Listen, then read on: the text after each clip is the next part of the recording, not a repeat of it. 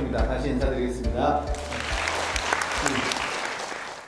입시 경험이 처음이신 분들은 오늘 강의가 조금은 어려우실 수도 있습니다. 그러니까 기본적으로 뭐 교과 전형이 뭐고 종합 전형이 뭐고 그다음에 뭐 이런 기본적인 사안들을 설명을 드리는 것이 아니라 실제로 이제 2년이 지났잖아요. 고등학교 입학하고 나서 2년이 지났고 당장 내년이면 원서를 써야 돼요. 그러니까 굉장히 지금 복잡하고 변화됐고 그다음에 2028을 위한 입시 결과가 한 번도 없는 상태에서 여기 오신 분들의 자녀분들이 입시 결과를 만드는 거거든요. 그렇기 때문에 지금 이 자리에서 되게 좀 불안하고 그러실 수는 있지만 그렇다고 기본적인 내용들만 자꾸 들으셔서 우리 아이가 대학을 진학하는데 도움이 될 거냐라고 하면 절대 도움이 안 되는 거죠.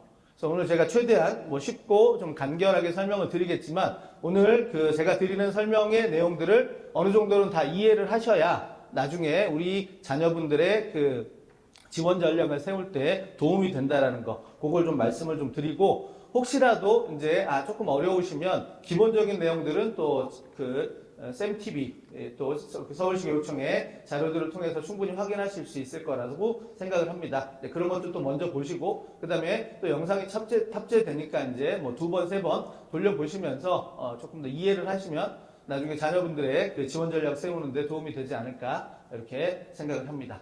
자, 그럼 이제 본격적으로 강의를 시작하도록 하겠습니다. 자, 오늘 제가 준비한 내용은 이렇게 이제 크게 두 가지입니다. 첫 번째는 2016의 대입의 결과를 좀 살펴드릴 거고요. 그 다음 두 번째는 이제 2028의 대입 전형의 특징을 좀 살펴드릴 텐데, 자, 2016의 대입 결과를 왜 살펴보느냐? 우리 아이들이 가는 건 2028인데, 그런데 2028에서 벌어지는 그 판세, 환경, 이런 것들은 2027도 이어지고요. 그 다음에 당연히 2028까지도 이어지고 있습니다. 그래서 전체적인 환경에 대한 이해가 조금 필요하기 때문에 2026에서의 경향성을 좀 설명을 드릴 거고 그 다음에 이제 새롭게 바뀌는 2028 이 부분에 대한 거 좀 설명을 드리고 마무리를 짓도록 하겠습니다. 자, 먼저 첫 번째 이제 작년에 치렀던 수시 모집의 경쟁률을 좀 한번 살펴드리도록 하겠습니다. 자, 전체적으로 보시면 왼쪽이 2022고요. 맨 오른쪽이 이제 2026에 해당이 됩니다. 자, 서울, 경기를 비롯한 전국의 모든 지역이 지금 어떻게 됐죠? 경쟁률이 다 올라갔습니다. 자, 그럼 이렇게 경쟁률이 올라간 이유가 뭘까를 생각을 해보면 작년에 학생 수가 많았죠. 그러니까 수시 모집은 재학생과 졸업생이 있을 때 재학생들은 수시 모집부터 이제 덤벼들게 되죠. 근데 졸업생들은 수시 모집을 안 쓰는 건 아니지만 졸업생들은 이미 수시 모집에 한번 지원 기회를 가졌기 때문에 사실 교과전형이나 종합전형으로 지원을 하거나 합격하는 사례가 그렇게 많지 않습니다. 그래서 졸업생들은 거의 대부분 정시에 지원을 한다라고 보시면 되는 거죠. 그럼 작년에 학령 인구, 올해 이제 졸업한 아이들이 뭐 황금 돼지띠라고 이렇게 들으셨죠? 실제는 그냥 돼지띠라고, 황금 돼지띠는 아니라고 제가 들었는데, 어쨌든 그 돼지띠 아이들이 엄청나게 많았습니다. 4만 명 이상 많았어요. 그래서 그 재학생들 중심으로 이루어지는 수시 전형의 경쟁률이 이제 올라갈 수밖에 없었던 거죠. 자, 그런데 특히나 우리 이제 서울 지역, 많은 학생들이 가고 싶어 하는 서울 지역, 그 다음에 이제 경기도 지역, 이 수도권까지 보면 계속적으로 이제 해를 거듭할수록 뭐예요? 경쟁률이 올라가고 있다는 거죠. 그러면 다른 지역은 올라갔다 내려갔다 아니면 전체적으로 좀 비슷한 모습인데 서울하고 경기 지역만 이렇게 많이 올라가는 이유가 뭘까를 생각해 보시면 서울하고 경기 지역에만 있는 특별한 전형이 있습니다. 그게 뭐냐면 논술 전형이죠.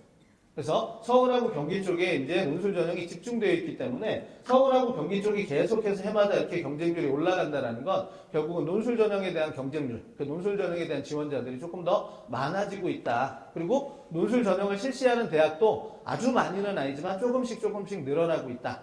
그래서 혹시라도 우리 지금 선배들 중에서 우리 학교의 졸업생 중에서 논술 전형으로 대학을 간 아이들이 없는데 라고 이렇게 생각하시더라도 충분히 논술 전형에 좀 관심을 가질 필요가 있다라는 말씀을 드리도록 하겠습니다. 자, 그 다음에 이제 수시 모집의 그룹별 경쟁률을 좀 한번 살펴보려고 하는데 사실 3, 15, 21 이게 이제 숫자로 되어 있는데 아마 조금만 관심 있으면 다 알고 계실 거라고 생각을 합니다. 대한민국 사람들 성인이라면 이렇게 약간 주문처럼 외우고 있는 게 두 가지가 있죠. 태정, 태세, 문단세, 예성, 연중, 임명선 이런 조선 27대 왕은 아마 부모님 세대라면 다 외우셨을 거고요. 두 번째 주문이 뭐죠? 서영고, 서성한, 중개용, 예시, 건동호수 이런 거 다 외우실 거 있을 겁니다. 하지만 저희가 뭐 학교에 대학의 서열을 정할 수 있는 입장도 아니고 공교육에서 그런 걸 말하고 싶지 않아서 이렇게 약간 비밀스럽게 체크를 한번 해봤습니다. 자, 하지만 우린 다 알고 있죠. 예. 자, 그러면 파란색이 2026이고요. 그 다음에 주황색이 2025입니다. 경쟁률 보시면 제일 눈에 띄는 구간이 어디냐면 21개 대학 구간입니다. 21개 대학 구간의 경쟁률이 조금 더 많이 올랐죠. 자, 그에 비해서 이제 최상위권이라고 할 수 있는 대학들의 경쟁률은 약간 낮아졌고요. 그 다음에 서울 소재, 이제 인서울이라고 하는 그 구간의 경쟁률도 약간 낮아졌습니다. 결국은 위에서는 조금 내려왔고, 그 다음에 아래에서는 조금 올라왔다라고 이렇게 볼 수 있을 것 같고요. 사실은 이제 우리가 인서울 이렇게 말을 많이 하지만, 그래도 인서울에 진입하는 것이 목적이 아니라 조금 더 선호도 있는 대학에 가고 싶어 하는 마음들이 좀 있을 거라고 생각을 해서 저 21개 대학 구간의 경쟁률이 올라갔다 보실 수 있을 것 같고요. 그보다 더 본질적으로 21개 대학 구간의 경쟁률이 올라가는 건 저기에 어느 대학이 포함이 되고 있냐면 국민대학교가 포함이 되고 있습니다. 그런데 작년에 국민대학교에 전형 변화가 있었거든요. 학생부 종합전형의 일부를 좀 축소하고 논술전형을 만들었습니다. 그런데 그 논술전형이 국민대학교하고 비슷한 선호도를 가지고 있는 대학들은 대부분 다 일반 논술을 치르는데 국민대학교는 약수령 논술을 들고 나왔습니다. 그러니까 일반적으로 일반 논술이 조금 더 성적대가 있는 아이들이 지원을 하고 그 다음에 약수령 논술이 이제 조금 더 성적이 부족한 아이들이 지원을 하게 되는데 국민대를 지원하는데 약수령 논술로 갈 수 있다라고 하니까 너도 나도 막 지원한 거죠.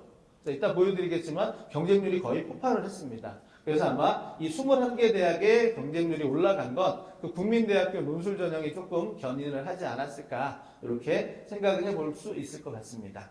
자, 그 다음에 맨 오른쪽에 이제 교대의 경쟁률도 올라가고 있죠. 자, 이 교대는 어떤 특성을 가지고 있냐면 뭐 최근에 이제 이슈가 되고 있는 드라마를 통해서 아마 알고 계시겠지만 초등학교의 근무 여건이 그렇게 쉽지는 않습니다. 여러 가지 학생, 학부모들의 좀 민원, 그에 비해서 이제 교사들이 대응할 수 있는 방법은 조금 부족한 상태이고요. 그러다 보니까 이제 초등교사가 힘들다라고 생각하는 인식도 좀 있고요. 그보다 더 본질적인 건 뭐냐면, 자, 이제 계속해서 학령 인구가 급감하게 됩니다. 그럼 사실 이 교대를 가는 것 중에 뭐 여러 가지 선생님들이 사명감을 갖고 오고 뭐 가르치는 게 좋아서 오기도 하지만 사실은 안정된 직장, 요것 때문에 이제 오는 경우가 많았는데 이제 앞으로 학령 인구가 줄어들게 되면 교대를 졸업하고 발령을 받는 것이 확실하지 않을 수 있다는 거죠. 이런 이유 때문에 교대에 대한 선호도가 좀 많이 내려갔습니다.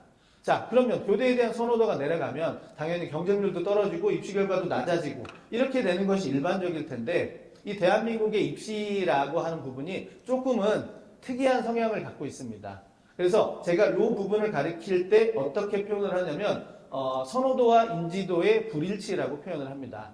무슨 말이냐면 자, 선호도는 분명히 좀 내려가고 있죠. 교대는 선호도가 내려가고 있지만 인지도는 여전히 높은 상태라는 거죠.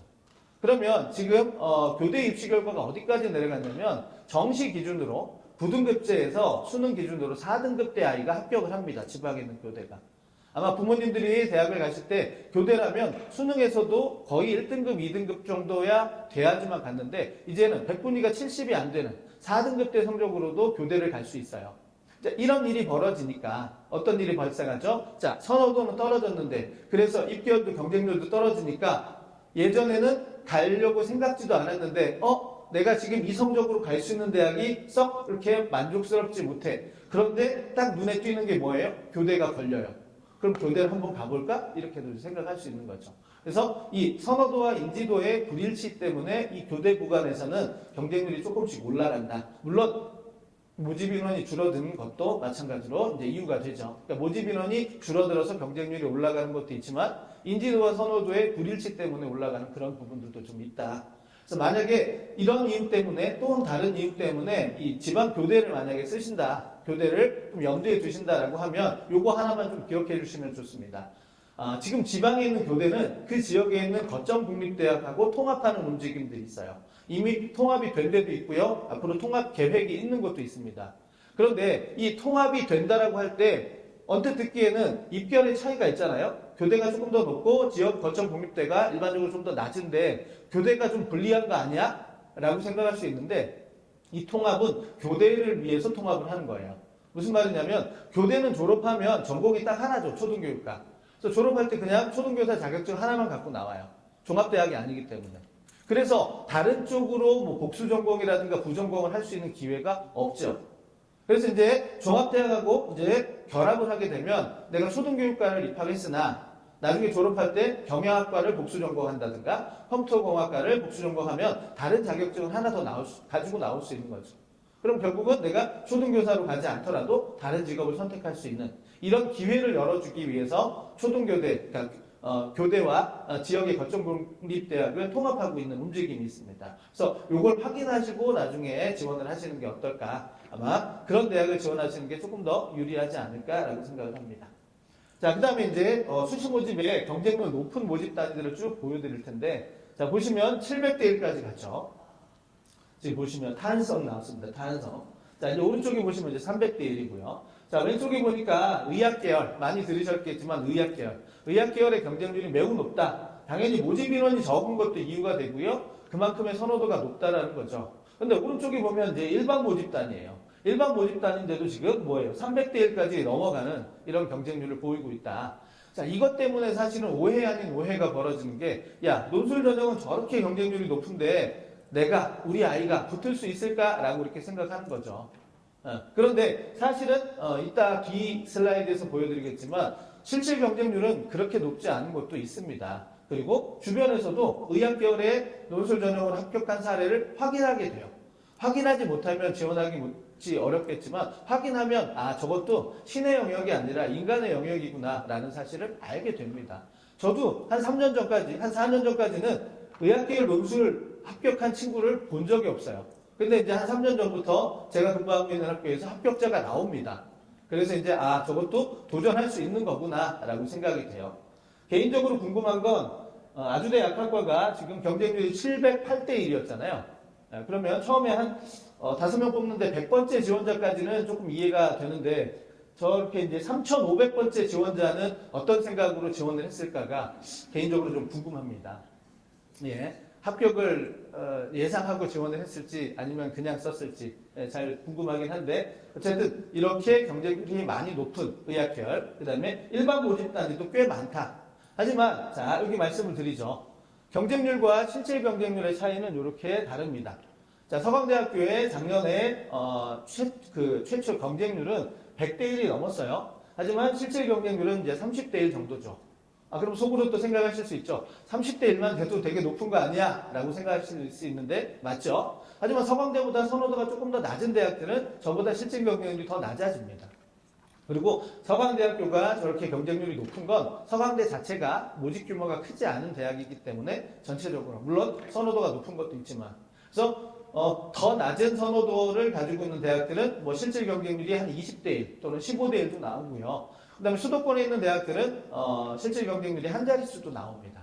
그래서 이 논술 전형이 너무 지나친 경쟁률 때문에 그냥 묻지마 지원으로 이루어지지 않도록 그렇게 좀 활용을 해주셨으면 좋겠습니다. 그러려면 두 가지만 좀 기억을 해주셔야 되는데 첫 번째는 논술 전형은 누가 쓰느냐. 일단은 수시에서 학생부 위주의 전형을 준비하는 친구들은 논술까지 뭐 챙기면 좋겠지만 챙기면 너무 힘들죠. 그래서 논술에 신경을 안 쓰셔도 됩니다.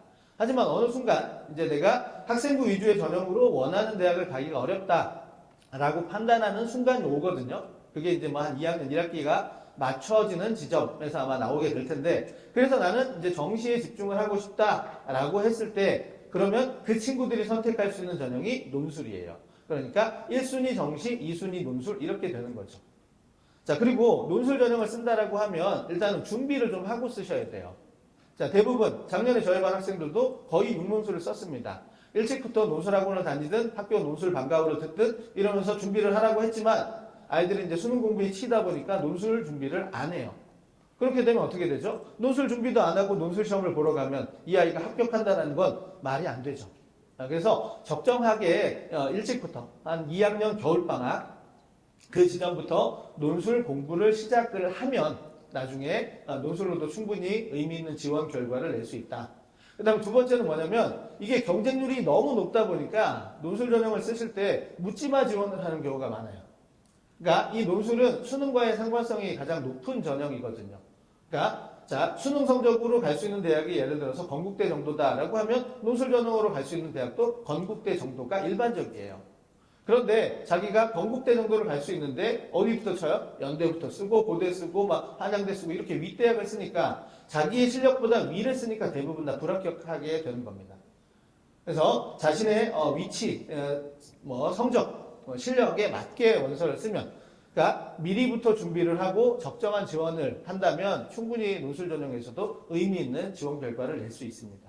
특히 인문계보다는 자연계 쪽에서. 왜냐하면 자연계는 수리 논술이기 때문에 본인의 어떤 그 수학적인 역량을 좀 체크할 수 있죠. 그래서 그것과 비교를 해서 논술 전형에 지원 가능 대학을 정하신다면 또 적절하게 준비를 한다면 논술 전형으로도 꽤 괜찮은 결과를 낼 수 있을 거다. 이런 말씀을 드리도록 하겠습니다. 자, 다른 대학 한 대학 더 볼게요. 이화여대학교입니다. 54대 1이었는데 응시한 비율만 따져보니까 33대 1이고요. 그 다음에 최저를 충족한 비율을 따져보니까 19.76대 1. 그 다음에 충원율까지 포함하니까 17.46대 1이었어요. 훨씬 절반 아래로 떨어졌죠. 자, 보시면 특이한 게 자, 최저를 충족했는데 이제 충원율까지 들어갔는데 별로 변화가 없어요. 그러니까 알고 계시는 분들도 있으시겠지만 이 논술 전형은 충원이 잘 이루어지지 않습니다. 네, 왜냐면 그 중복 합격자가 많이 안 나오기 때문이죠. 그래서 이제 제일 안타까운 경우가 논술 전형으로 시험 봤는데 예비 1번을 받은 경우예요. 보통 이제 다른 교과 전형이나 종합 전형은 예비 1번은 거의 대부분 붙죠. 그런데 이제 논술 전형은 예비 1번이라도 불합격할 수 있는 그런 일들이 벌어질 수 있습니다. 그래서 예비 1번 안 받도록 꼭 합격하도록 나중에 오늘 기도를 좀 드리고 가면 좋을 것 같습니다. 자, 작년에도 2025에도 보니까 지금 실질 경쟁률이 11.07대 1 이렇게 나왔습니다. 그러니까 처음에 경쟁률을 볼 때는 50대 1도 되고 100대 1도 되니까 저건 못할 것 같아 라고 생각하지만 이렇게 실질 경쟁률을 보시면 도전해 볼 만한 전형이다 라는 거 말씀을 좀 드릴 수 있겠습니다. 자, 그 다음에 이제 작년에 주요 대학 15개 대학 모두 다 가고 싶어하는 그 대학의 교과 전형의 경쟁률을 한번 보도록 할게요. 지금 자 2025에서는 경쟁률이 10대 1 정도였는데 평균 그 다음에 8.5대 1로 이제 경쟁률이 떨어졌습니다. 학령 인구가 분명히 늘었고 아까 수시 전체의 경쟁률이 올라갔다라고 이야기했는데도 불구하고 상위권 대학의 경쟁률이 떨어진 이유는 자, 첫 번째 이렇게 들 수 있죠. 교과 전형은 기본적으로 전년도 입시 결과에 준해서 지원을 하게 돼요. 전년도 입시 결과가 2.5등급인데 내가 3등급이나 또는 3.5등급이에요. 그러면 선뜻 지원을 할 수가 없죠. 그래서 종합전형이나 논술전형에 비해서 경쟁률이 낮은 건 사실입니다. 그런데 이 교과전형 중에서도 경쟁률이 조금 더 높아지는 대학들이 있어요. 그런 대학은 어떤 것이 있어야 되냐면 기대심리라는 게 있어야 돼요. 무슨 말이냐? 내가 원서를 써놓고 무언가 기대할 수 있는 무언가가 있으면 원서를 쓸 수 있죠. 성적이 좀 부족하더라도. 자, 2.5등급이라는 입시 결과를 봤는데 나는 3등급이에요. 그런데 여기에는 수능 최저 기준이 있어요. 근데 수능 최저 기준 충족이 조금 까다로워요. 그러면 내가 원서를 넣어놓고 수능 최저 기준을 충족한 다음에 기다리면 잘하면 나한테까지 올 수도 있겠다라고 하는 그런 기대 심리가 있는 거죠. 그래서 수능 최저 기준이 있는 대학은 없는 대학보다는 경쟁률이 조금 더 높아져요. 자, 그 다음에 이제 중위권 대학 중에서는 면접을 포함하고 있는 교과 전형도 있습니다. 이런 경우도 마찬가지죠. 내가 어떻게든 1단계를 통과하고 그 다음에 면접을 잘 본다면 나한테도 합격의 기회가 올 수 있다라고 이렇게 마음을 먹으면 원서를 쓸 수 있는 거죠. 그래서 그런 이유 때문에 기대 심리가 있는 곳은 경쟁률이 조금 더 높고요. 기대 심리가 없는 곳은 이제 10대 1 아래쪽으로 떨어질 수도 있어요.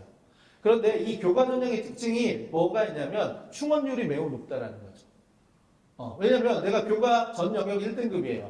그런데 교과 전형으로만 6개를 써요. 수능 최저 기준도 하나도 없어요. 그러면 6개를 다 붙죠. 올 1등급인 아이가 떨어지기는 쉽지 않죠. 하지만 6개를 다 붙어도 그 중에 하나만 등록을 하게 되고 나머지 5개는 어떻게 해요? 다 이제 충원 합격자를 발표하게 되죠. 이런 일들이 많이 벌어지기 때문에 충원율이 매우 높다. 그래서 나중에 원서를 만약에 쓰시게 될 때 교과 전형을 쓰신다면 반드시 경쟁률을 좀 체크하셔야 돼요. 종합전형이라든가 논술전형은 경쟁률 자체가 워낙 높기 때문에 25대 1이나 26대 1이나 큰 차이가 있다라고 보기는 좀 어렵죠.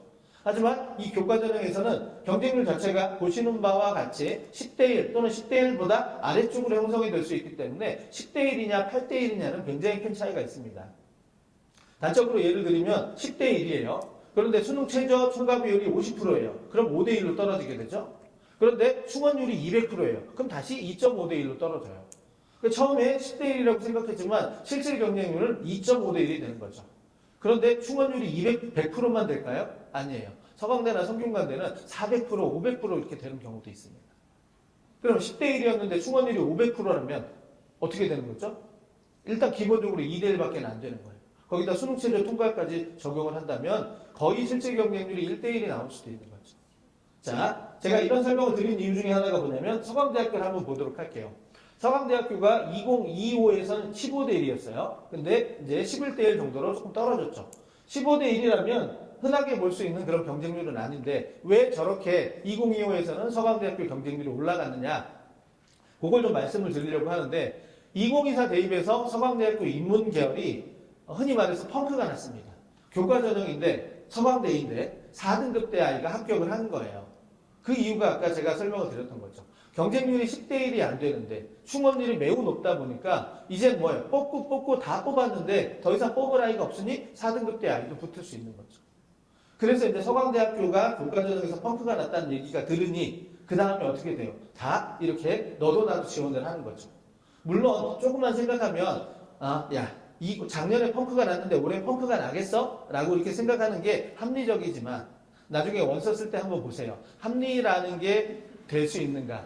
내 자식한테는 합리라는 말이 잘 안 돼요. 그래서 충분히 알지만 우리가 또 수시를 6개를 쓰잖아요. 그러면 혹시 모르잖아요. 우리가 로또도 사는데 운이 좋아서 내가 이런 그 펑크에 당첨이 될 수도 있다면 그래서 한 장 정도는 거기에 이제 쓰는 거죠. 그랬더니 결과는 안 나왔죠. 그래서 이제 그 다음에 다시 경쟁률이 조금 더 이제 떨어지게 된 겁니다. 그 다음에 한양대 같은 경우도 15.5대 1에서 이렇게 10대 1로 떨어진 건 한양대학교는 원래 최저 기준이 없었어요. 그러다가 2024 대입에 최저 기준이 2025부터 최저 기준이 있었고요. 그래서 기대 심리가 발생하니까 쭉 치고 올라갔다가 최저 기준이 있어도 그렇게까지 많이 낮아지지는 않는구나. 이제 현실을 깨달으면서 조금 더 경쟁률이 떨어지게 된 거죠. 자, 중요한 건 이 경쟁률이 떨어졌다고 해서 입시 결과가 떨어지거나 그렇지는 않는다라는 거죠. 그러니까 일반적으로 많은 사람들이 생각하기에 경쟁률이 올라가면 입시 결과도 올라가고 경쟁률이 떨어지면 입시 결과도 떨어질 것 같다라고 이렇게 생각을 하는데 그거는 진짜 일반화할 수 없는, 그러니까 내가 보고 싶은 쪽만 보다 보면 진짜 그런 사례만 보게 되면 그 사람은 그걸 믿지만 여러 번의 경험치를 통해서는 경쟁률이 전혀 영향을 안 미친다라고 볼 수는 없지만 경쟁률이 올라간다고 입결이 올라가고 경쟁률이 떨어진다고 입결이 떨어지는 것은 아니다. 네, 그런 거 좀 참고로 알고 계시면 좋을 것 같습니다. 자, 그 다음에 이제 또 여기 보시면 종합전형인데 종합전형은 이제 16.4대 1에서 16대 1 그렇게 크게 변화는 없었어요. 하지만 전체적으로 0.4대 1이라는 경쟁률이 하락을 했죠. 그러니까 교과도 경쟁률이 하락을 했고 종합도 하락을 했고, 근데 첫 번째 슬라이드에서 서울 지역의 경쟁률은 올라갔다라고 말씀을 드렸는데 무엇일까를 보면 이거죠. 논술전형이죠. 논술전형 평균 경쟁률이 64대 1에서 68대 1로, 아까 설명드렸던 국민대학교는 여기 지금 포함되어 있지도 않습니다. 그럼에도 불구하고 지금 거의 많은 대학들의 논술전형 경쟁률이 올라갔다라는 거죠. 그래서 지금 논술전형을 쓰는 아이들이 많아졌다. 그럼 이 논술전형을 쓰는 아이들은 재학생도 많이 있지만 이제 그만큼 또 뭐예요? 졸업생이 늘어나거나 졸업생이 줄어들지 않거나 이런 것들도 원인이 될 수 있다는 거죠. 그럼 이제 올해 역대급으로 졸업생이 많아질 거라고 예측이 되죠. 왜냐하면 2015 교육과정의 마지막 입시잖아요. 그러니까 원래는 재수에 뜻이 없었던 아이도 올해 아니면 내년에는 다시, 특히 뭐 자연계 학생들 중에 내가 미적분을 선택했다면 내년부터 만약에 다시 또 재수를 한다면 확률과 통계를 해야 돼. 통사하고 통과를 해야 돼. 그러니 그렇게 바뀌기 전에 한번 뭐 준비가 덜 되든 어쨌든 한번 올해 수능 한번 더 가보자 라고 하는 아이들이 생길 수 있는 거예요. 그래서 올해 이제 경쟁률이 많이 올라갈 수 있고요. 수능 응시위원님. 그렇게 되면 졸업생들이 많이 들어왔기 때문에 따라서 논술 전형의 경쟁률도 조금은 높아질 가능성도 있을 거다라는 것도 예측해 볼 수 있을 것 같습니다. 자, 그러면 여기 이제 세 가지 전형을 여기 기준선에 따라서 한번 비교를 해보도록 할게요. 자, 기준선, 이 빨간 선 기준선에 붙어 있으면 경쟁률 변화가 적은 거고요. 여기서부터 멀어지면 이제 경쟁률 변화가 큰 거겠죠. 아래쪽으로 내려가면 경쟁률이 전체적으로 하락한 거고요. 위쪽으로 올라가면 경쟁률이 상승한 것이 되겠죠. 자, 보시면 교과전형입니다. 빨간 선보다 조금 더 아래쪽에 있죠. 아래쪽에 있기 때문에 경쟁률이 전반적으로 하락했다라는 거 아까 보여드렸고요. 종합전형은 지금 경쟁률 변화가 별로 없었다라는 거 아까 보여드렸고, 자, 논술전형은 경쟁률이 좀 많이 올라갔다라는 거 이렇게 확인하실 수 있을 것 같습니다. 자, 그럼 이제 경쟁률은 이렇게 됐는데 입시 결과는 어떻게 됐느냐, 이걸 한번 보도록 하겠습니다. 자, 이제 입시 결과가 거의 대부분 나왔어요. 나와서 뭐 그 대학교 홈페이지에 들어가거나 그러면 전부 다 확인하실 수 있습니다. 그리고 대기업에서 운영하는 어디가 사이트에 들어가면 또 한 번에 볼 수 있고요. 또 저희 서울 진로진학정보센터에서 자료집을 만드는데 그 자료집에 이제 대부분 다 이제 대학별로 원고가 들어가게 되고요. 거기서도 나중에 다 확인할 수 있습니다. 자, 일단은 상위권 대학의 그 교과 전형 입결의 변화를 한번 보도록 할 텐데 지금 보시면 주황색이 2025이고요. 그 다음에 파란색이 2026입니다. 자, 1.47이었던 입결 평균이 1.36으로 지금 0.1 정도 올랐습니다. 자, 경쟁률은 분명히 아까 교과 전형에서 낮아졌다라고 했는데 지금 입시 결과가 올라갔죠. 물론 이렇게 끄트머리에 보면 자, 이제 입시 결과가 낮아진 데도 있지만 거의 대부분의 모집 단위가 입시 결과가 올라갔습니다. 그럼 이 입시 결과가 올라간 이유가 뭘까를 한번 생각을 해보면 한 두 가지 정도의 이유를 들어볼 수 있을 것 같아요. 첫 번째는 여기는 이제 최저 기준이 있습니다. 최저 기준인데 최저 기준에서 탐구 반영 영역의 개수, 과목 개수가 재작년 2025까지는 두 과목 평균이었어요. 그런데 이제 2016부터는 이제 한 과목으로 바뀐 거죠. 그러니까 최저 기준의 영향력이 줄어들었어요. 그러다 보니까 입시 결과가 조금 더 올라갈 수 있었다라는 이유가 하나 있을 수 있고요. 그 다음에 자, 이게 대부분 다 재학생의 성적이다라는 점을 감안한다면 작년에 아까 돼지띠 아이들, 황금 돼지띠 아이들이 4만 명이 늘었다라고 말씀을 드렸죠. 그럼 전국에서 1등급의 숫자, 2등급의 숫자도 그만큼 더 많이 늘어나는 거고요. 그래서 올해 지금 졸업했던 학생들의 내신 성적이 조금이라도 지금 올해 고3이라든가 그 전에 졸업했던 대학교 2학년 아이들과 비교했을 때 이 아이들의 내신 성적이 조금 더 좋은 편이죠. 그렇기 때문에 이제 성적이 조금 더 올라갔을 거다라고 이렇게 추리를 한번 해볼 수 있을 것 같습니다. 자, 그 다음에 이제 서강대학교입니다. 서강대학교도 지금 1.57에서 지금 1.52로 0.05 정도 이렇게 올라간 모습을 확인할 수 있습니다. 네, 그래서 지금 전반적으로 그런 경쟁률하고 상관없이 입시 결과가 올라간 모습들을 좀 보여드렸고요. 자, 그 다음에 이제 종합전형을 한번 보여드리면 종합전형은 2.24에서 2.09로 지금 고려대학교인데 역시 마찬가지로 올라갔죠. 이쪽 일부 모집단위는 경쟁률이 입결이 좀 더 떨어지긴 했지만 전반적으로 입시 결과가 올라갔다. 자, 이제 이거는 이제 어떻게 될 거냐? 첫 번째는 아까 말씀을 드렸다시피 작년 학생들의 그 전체적인 내신 성적이 학생 수가 많아서 좀 좋았다라는 이유도 하나 될 거고요. 두 번째는 학생부 기록에 관한 부분을 좀 말씀을 드리고 싶은데, 자, 이제 학생부 종합전형을 염두에 두는 학생들이나 학교에서는 이 학생부 기록을 좋게 만들기 위해서 굉장히 많이 노력들을 하죠. 그래서 학생들도 많은 노력을 하지만 선생님들도 굉장히 많이 노력을 합니다. 그러니까 쉽게 말해서 잘 써주려는 노력들을 많이 하는 거죠. 그러다 보면 이제 조금씩 부풀려지기도 할 거고요. 그리고 계속해서 이제 좋은 기록이 어떤 거냐라는 것에 대한 뭐 연수도 진행이 되고, 그래서 선생님들도 역량이 길러지고, 또 학생 학부모님들도 이런 활동을 해야지만 좋은 기록으로 또 나중에 평가자가 볼 때 좋은 기록이 될 거야 라는 것들에 대한 이해도도 높아지다 보니까 전반적으로 중상위권 대학을 중심으로 학생부 기록의 상향 평준화가 이루어졌다라는 얘기들이 많이 나옵니다. 결국은 뭐냐면 학생부 종합전형이라는 건 내신을 절대적으로 정량적으로 보는 게 아니죠. 그러니까 내신이 조금 부족하더라도 여러 가지 정성적인 기록 부분들이 이제 좋은 평가를 받게 되면 부족한 내신을 뛰어넘을 수 있는 그런 어떤 합불의 결과가 나오는데, 이게 전체적으로 다 좋은 아이들만 있다고 생각이 되면 거기에서 변별력이 약화될 가능성도 좀 있죠. 그렇게 되면 결국은 이 숫자로 합불을 결정짓는 것은 아니지만 이 숫자로 드러나는 학업 역량의 중요도가 조금은 더 높아질 수도 있지 않을까, 이런 이유도 한번 생각을 해볼 수 있을 것 같습니다. 자, 이제 중위권 대학인 건국대를 한번 보도록 하죠. 건국대학교도 이제 2.68, 그 다음에 2.61에서 0.07 정도가 올라갔습니다. 그래서 이제 전체적으로 그 교과전형도, 그 다음에 종합전형도 중위권 이상의 대학에서는 입시 결과가 조금 더 올라간 모습, 이런 것들을 좀 확인하실 수 있고요. 물론 이 숫자를 기억하시는 게 사실은 큰 의미가 없을 수도 있다라고 생각하실 수 있는데, 어차피 2028 대입은 5등급제 입시 결과가 나오지 않습니다. 그러니까 처음 이제 입시 결과를 만드는 학년이기 때문에 결국은 참고하시려면 우리 아이의 5등급제 성적을 어떻게 바꿔야 돼요? 9등급제로 바꾸셔야 돼요.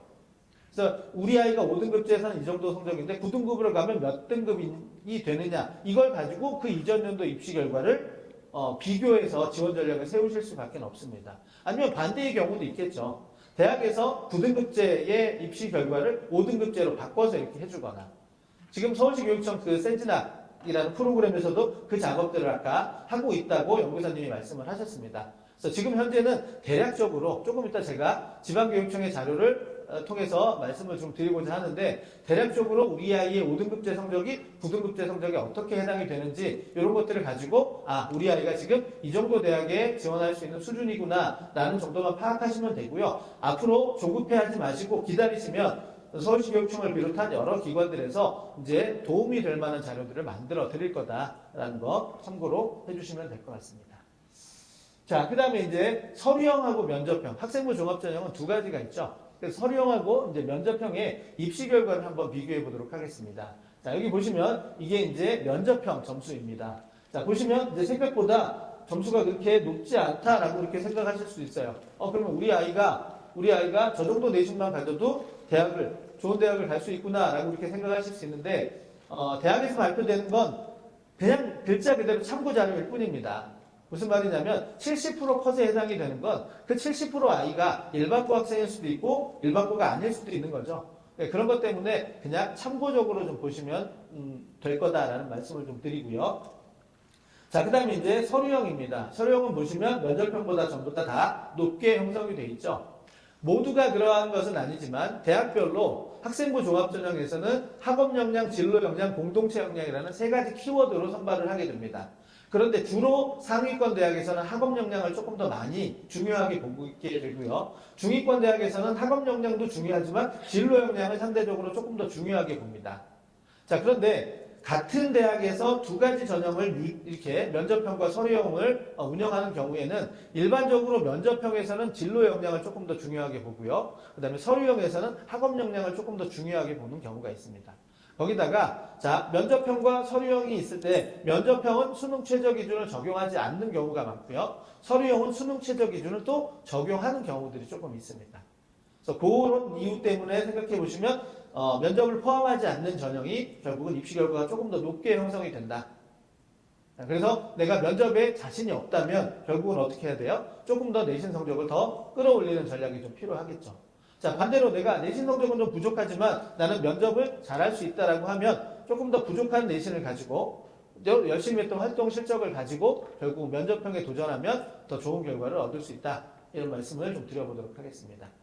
자, 그 다음에 여기 보시면 이제 자연계열입니다. 자연계열도 역시 마찬가지로 지금 면접형 서류형에서 대부분 다 지금 서류형의 점수가 조금 더 높죠. 학교에 따라서 이렇게 차이가 좀 큰 데도 있고요. 차이가 좀 적은 데도 있고, 그런데 요거는 또 한 해 입시만 보고 이걸 경향 일반화 할 수는 없기 때문에 일반적으로는 면접형이 조금 더 입결이 낮고, 그 다음에 서류형이 입결이 조금 더 높다, 이렇게 좀 생각을 해주시면 될 것 같습니다. 자, 그 다음에 이제 학생부 교과전형의 실질 경쟁률을 좀 보여드리도록 할 텐데, 아까 서강대 사례에서 잠깐 말씀을 드렸습니다. 학생부 교과전형은 경쟁률을 반드시 확인하시고 나중에 원서를 쓰셔야 된다. 이유는 경쟁률이 그렇게 높지도 않은데 수능 최저 통과율, 그 다음에 또 충원율을 적용하면 실질 경쟁률이 생각보다 낮을 수 있기 때문에 경쟁률을 확인하라, 이런 말씀을 좀 드렸는데 한번 보여드리도록 할게요. 자, 가톨릭대, 고려대, 서강대에 이제 세 대학의 사례를 가져와 봤는데 충원율이 뭐 140, 한 150% 정도 되는 데도 있지만 서강대학교 인문학부 616.7%입니다. 왜 펑크가 나는지 아시겠죠? 예, 그렇게 되면 수능 최저 충과율이 거의 70%까지 된다 하더라도, 자, 지금 보시면 실질 경쟁률이 가톨릭대 경영학과 같은 경우는 1.31대 1, 서강대 인문학부 같은 데는 1.45대 1이었어요. 조금만 더 충원이 됐다면 결국은 뭐예요? 실질 경쟁률이 1대 1이 될 수도 있었던 상황이 벌어지는 거죠. 네, 그러면 지원했던 아이가 수능 최저만 통과했다면 대부분 다 합격할 수도 있었다는 거죠. 그래서 나중에 원서를 쓰실 때, 교과전형을 쓰실 때는 반드시 경쟁률을 좀 확인하시는 게 좀 필요하다. 그리고 다 서울시교육청 자료집들을 통해서 충원율, 그 다음에 수능 최저 통과율, 이런 것들도 다 확인하시면 우리 아이가 점수가 조금 부족하더라도 원서를 써볼 수 있지 않을까, 이런 생각을 하실 수 있게 됩니다. 사실은 아마 그런 생각들을 더 많이 하시게 돼요. 왜냐면 죄송스럽지만 여기 오신 분들의 자녀분들 중에 점수가 넉넉한 분들은 대부분 없어요. 네, 그래서 우리는 사실은 저는 이제 설명해서 이런 농담을 하는데 여기서 우리가 70% 컷을 보고 50% 컷을 보는 게 무슨 의미가 있을까? 우리는 그 점수에 다 부족한데. 근데 왜 부족하냐면 다 더 조금이라도 선호도가 높은 대학을 지향하고 있기 때문에 그렇죠. 내가 지금 이 정도의 성적인데 조금 더 여유 있는 대학을 지원하면 이런 고민 안 해도 되는데 그 대학보다는 조금 더 선호도가 있는 윗대학을 어떻게든 윗대학을 가고 싶은 마음 때문에 늘 우리는 뭐예요? 점수에서는 약자인 거죠. 네, 그래서 그런 부분들을 좀 감안하시고 지원 전략을 세우시면 좋을 것 같습니다. 자, 그 다음에 이제 교과 전형을 쓰실 때 이제 2028에선 더 많아지고요. 2026이나 2027까지도 이 교과 전형에서 뭐가 있냐면 서류 평가를 포함해요. 그러니까 서류 평가는 원래 종합 전형의 전유물인 것처럼 생각됐지만 이제 교과 전형에서도 서류 평가를 포함하는 게 늘어난다. 2028에서는 더 늘어나겠죠? 왜냐하면 9등급제보다는 5등급제가 변별이 덜 되기 때문에 그냥 숫자만으로 아이들을 선발하기는 좀 어렵다라는 거죠. 그러면 이 서류 평가를 포함하고 있는 이 대학들의 영향력은 어떻게 될 것이냐를 봤더니 자, 최초 합격자 기준으로 이거 경희대학교 자료입니다. 한 20% 정도가 바뀌었어요. 그러니까 원래는 불합격 대상자였는데 서류 평가를 포함하니까 뭐예요? 합격 대상자로 올라서는 거예요. 자, 그러면 이 아이들이 어떤 아이들이냐를 생각했을 때 경희대학교 학생부 교과 전형을 쓰는 아이는 서류 평가에서 이렇게 뒤집을 수 있는 아이는 어떤 준비가 된 아이냐면 학생부 종합 전형에 대한 지원 준비가 된 아이들이죠. 그러면 이 아이가 자, 학생부 교과 전형으로 지원의 하한선을 잡고 그 다음에 윗대학, 더 선호도가 높은 대학을 종합 전형으로 쓸 수 있는 거죠. 그래서 만약에 경희대 교과 전형을 쓰고 나머지 위에 서성한 서연고를 종합 전형으로 썼다면 이 친구는 경희대를 붙더라도 학종 준비가 돼 있을 거기 때문에 그보다 더 높은 선호도의 대학을 합격을 했을 거예요. 그럼 당연히 이동을 하겠죠. 네, 그렇게 이제 옮겨갈 수 있다는 거. 그렇게 옮겨가는 아이들이 많아지기 때문에 전체 합격자를 놓고 보면 변동률이 줄어들게 되는 거죠. 하지만 이렇게 서류를 포함하고 있는 쪽에서는 내신이 절대적이지 않고 한 20% 정도는 뒤바뀔 수 있기 때문에 내가 만약에 서류 평가를 포함하는 대학에 지원을 한다면 우리 아이의 서류 준비도도 체크를 하고 지원하셔야지 그냥 무조건 하셔서는 안 된다. 이런 말씀을 드리도록 하겠습니다. 자, 그 다음에 또 하나 이제 그 서류평가 영향력을 좀 설명을 드릴 텐데, 자, 요거는 아마 제가 자료집에 없을 거라고 생각을 합니다. 왜냐면 요거는 이제 그 대학에서 하는 설명회에서 나온 얘기들을 기록을 한 거라서 좀 객관화, 일반화하기는 조금 조심스러운 부분이어서 제가 자료집에 실지는 않았고요. 대략적인 것만 조금 한번 들어주시면 좋을 것 같습니다. 무슨 말이냐? 일단은 학과 또는 학부의 성적이 1등급인데도 불합격을 했어요. 교과 전형인데. 건국대는 최저 기준도 없죠. 자, 그런데 문화 콘텐츠 학과에 지원을 했는데 음악 계열의 과목을 많이 이수했어요. 그럼 뭐예요? 다른 아이들은 다 20과목, 30과목의 성적을 계산을 하는데 이 친구는 음악 계열의 과목을 많이 들었으면 음악 계열의 과목은 등급이 나가지 않죠. 그럼 등급으로 계산되는 과목 수가 적으니까 그 친구는 뭐예요? 다른 아이들과의 형평성에 안 맞는 거죠. 이런 경우는 아무리 내신 성적이 좋아도 서류평가가 있는 경우에 합격하기 어렵다. 자, 그 다음에 두 번째, 사회환경공학부에 지원했어요. 공대죠. 물리원, 지구학 1을 이수한 후에 지구학 2는 이수했지만 물2를 이수하지 않아서 불합격됐다라고 하는 거죠.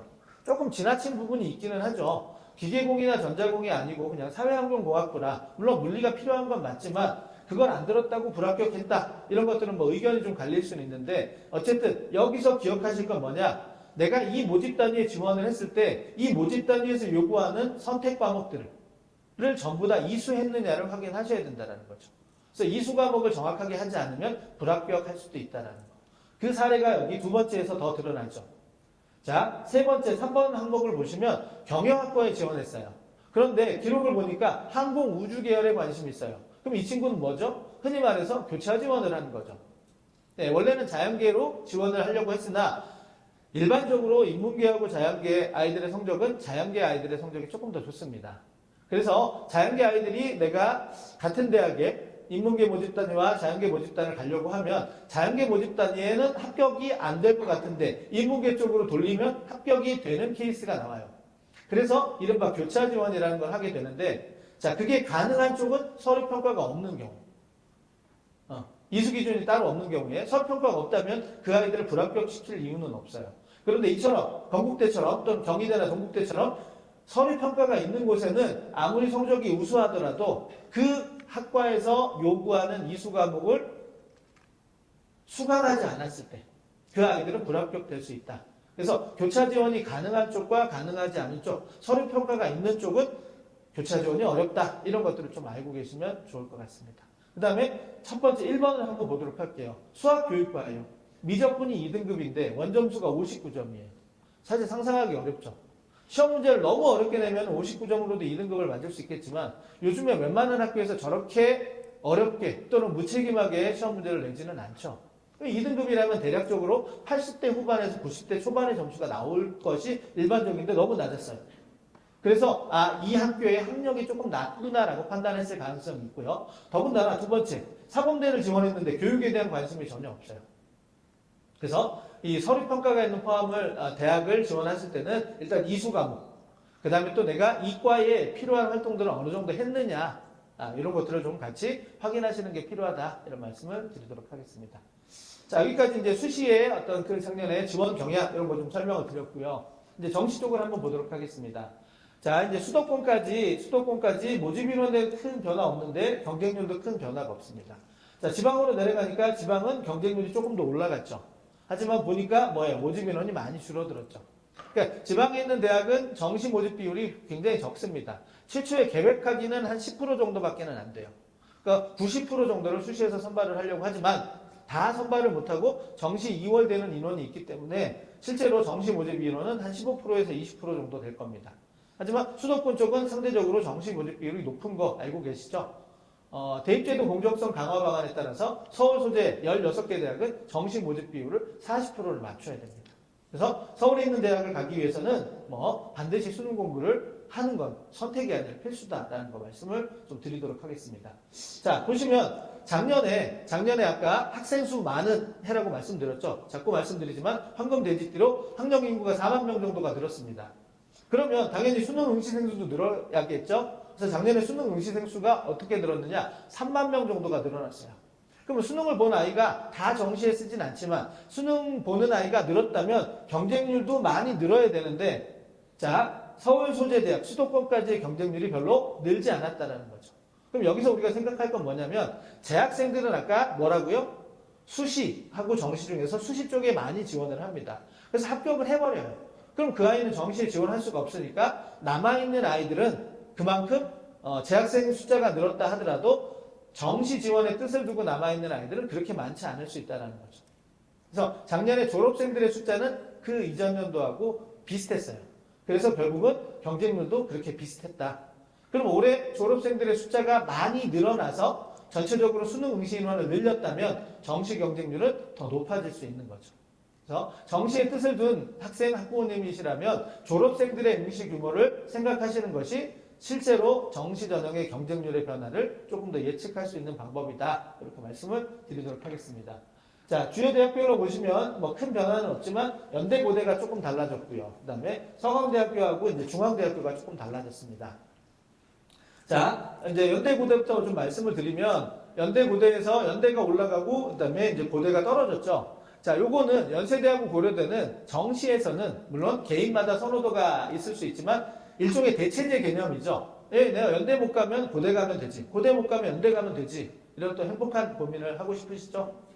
그런데 이렇게 이제 대체제가 있는데 정시에서는 이 두 대학의 차이가 뭐냐면 영어 반영 방법이에요. 그러니까 영어가 2등급 또는 3등급일 때 좀 불리함이 큰 대학이 연세대학교. 그 불리함이 좀 덜한 대학이 이제 고려대학교입니다. 그러면 내가 국어하고 수학하고 탐구는 잘했는데 영어를 못했다라고 하면 연세대를 쓰기가 좀 어려운 거예요. 그럼 그 아이들은 어디를 써요? 고려대를 조금 더 많이 쓰게 되죠. 근데 작년에는 관심 있으신 분들은 알겠지만 작년에는 영어가 1등급 비율이 4%가 안 됐죠. 3.11%인가 그랬어요. 역대급으로 어려웠죠. 그러니까 뭐예요? 영어 1등급 아이가 별로 없어요.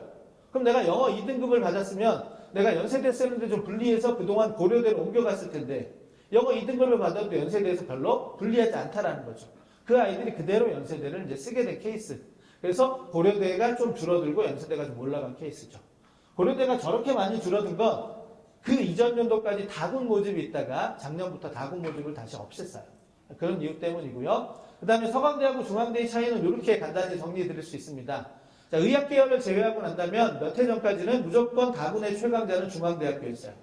그런데 이제 최근에 서강대도 성균관대도 한양대도 이제 고려대도 들어왔다 나갔지만 이제 더 경쟁대학들이 늘어오면서 중앙대 경쟁률이 다군에서 좀 떨어지게 된 거죠.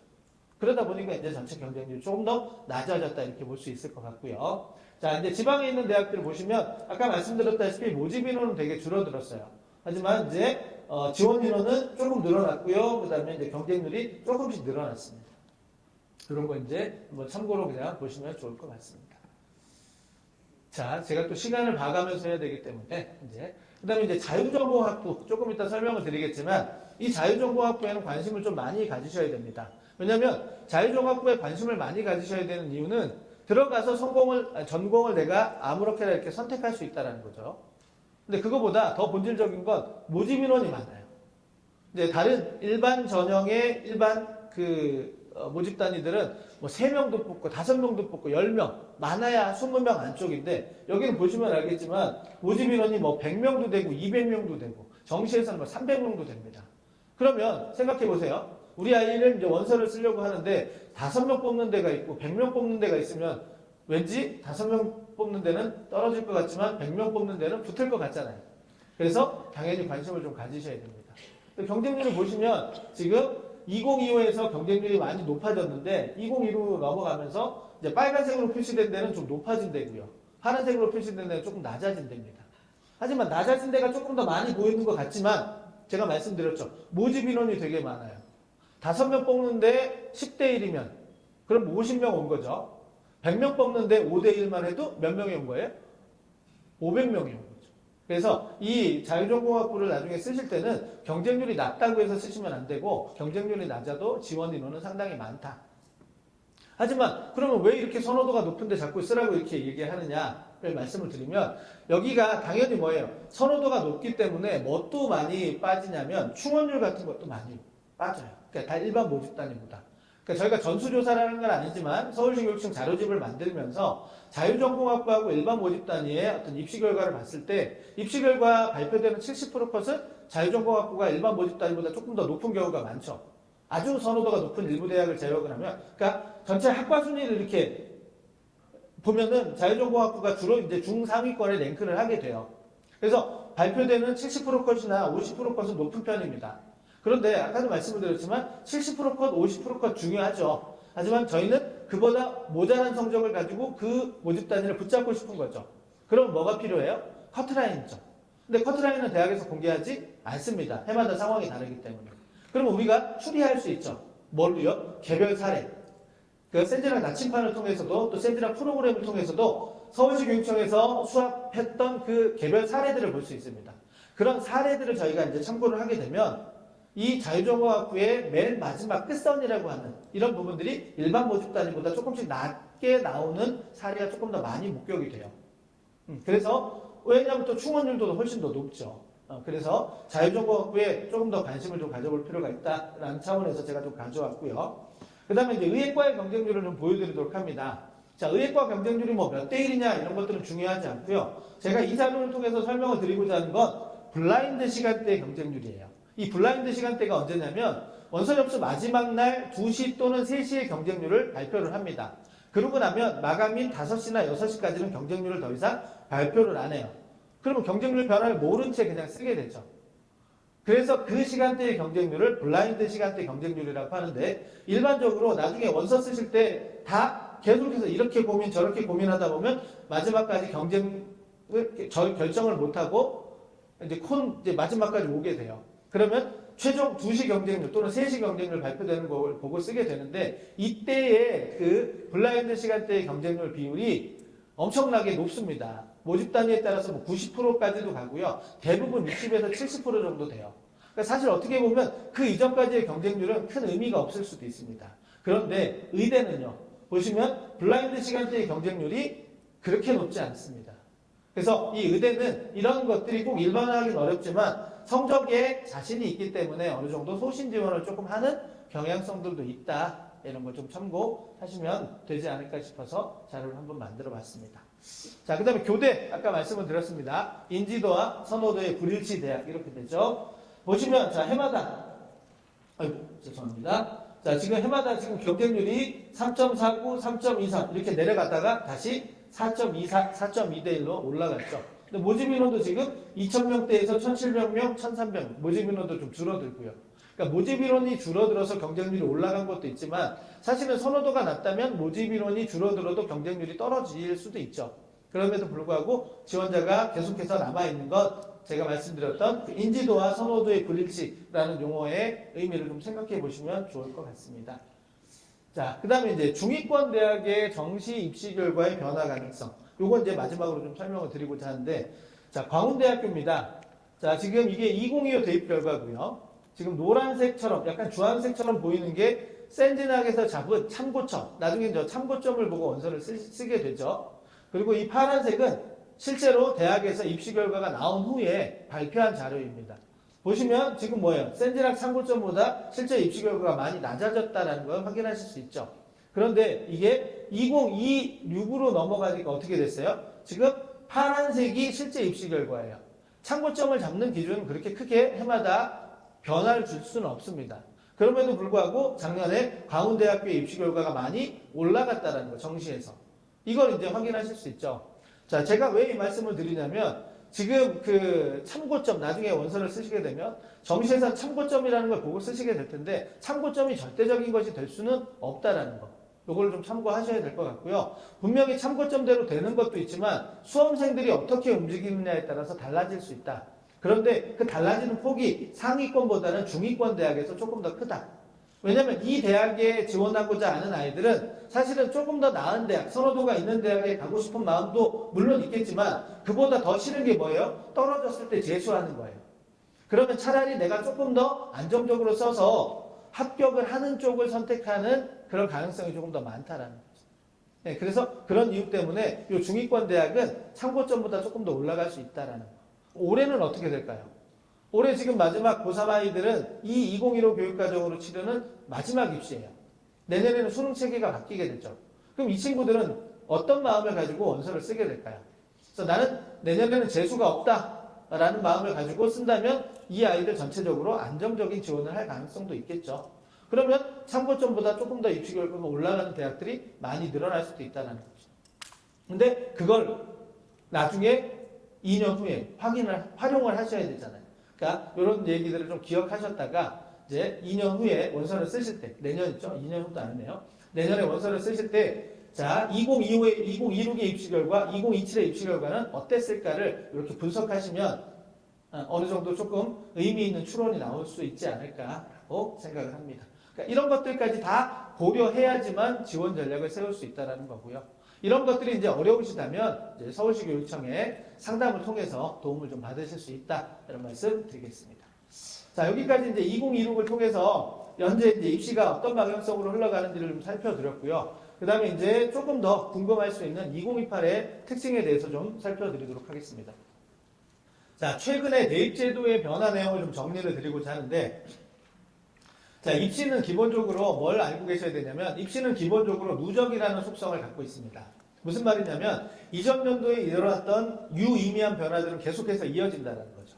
그런데 많은 학생이나 학부모님들은 내가 2028을 가니까, 내가 2029를 가니까, 우리 당해 연도에 일어난 변화만 알면 되지, 그 이전 연도의 변화를 알 필요가 있어? 라고 이렇게 생각하는 경우가 있어요.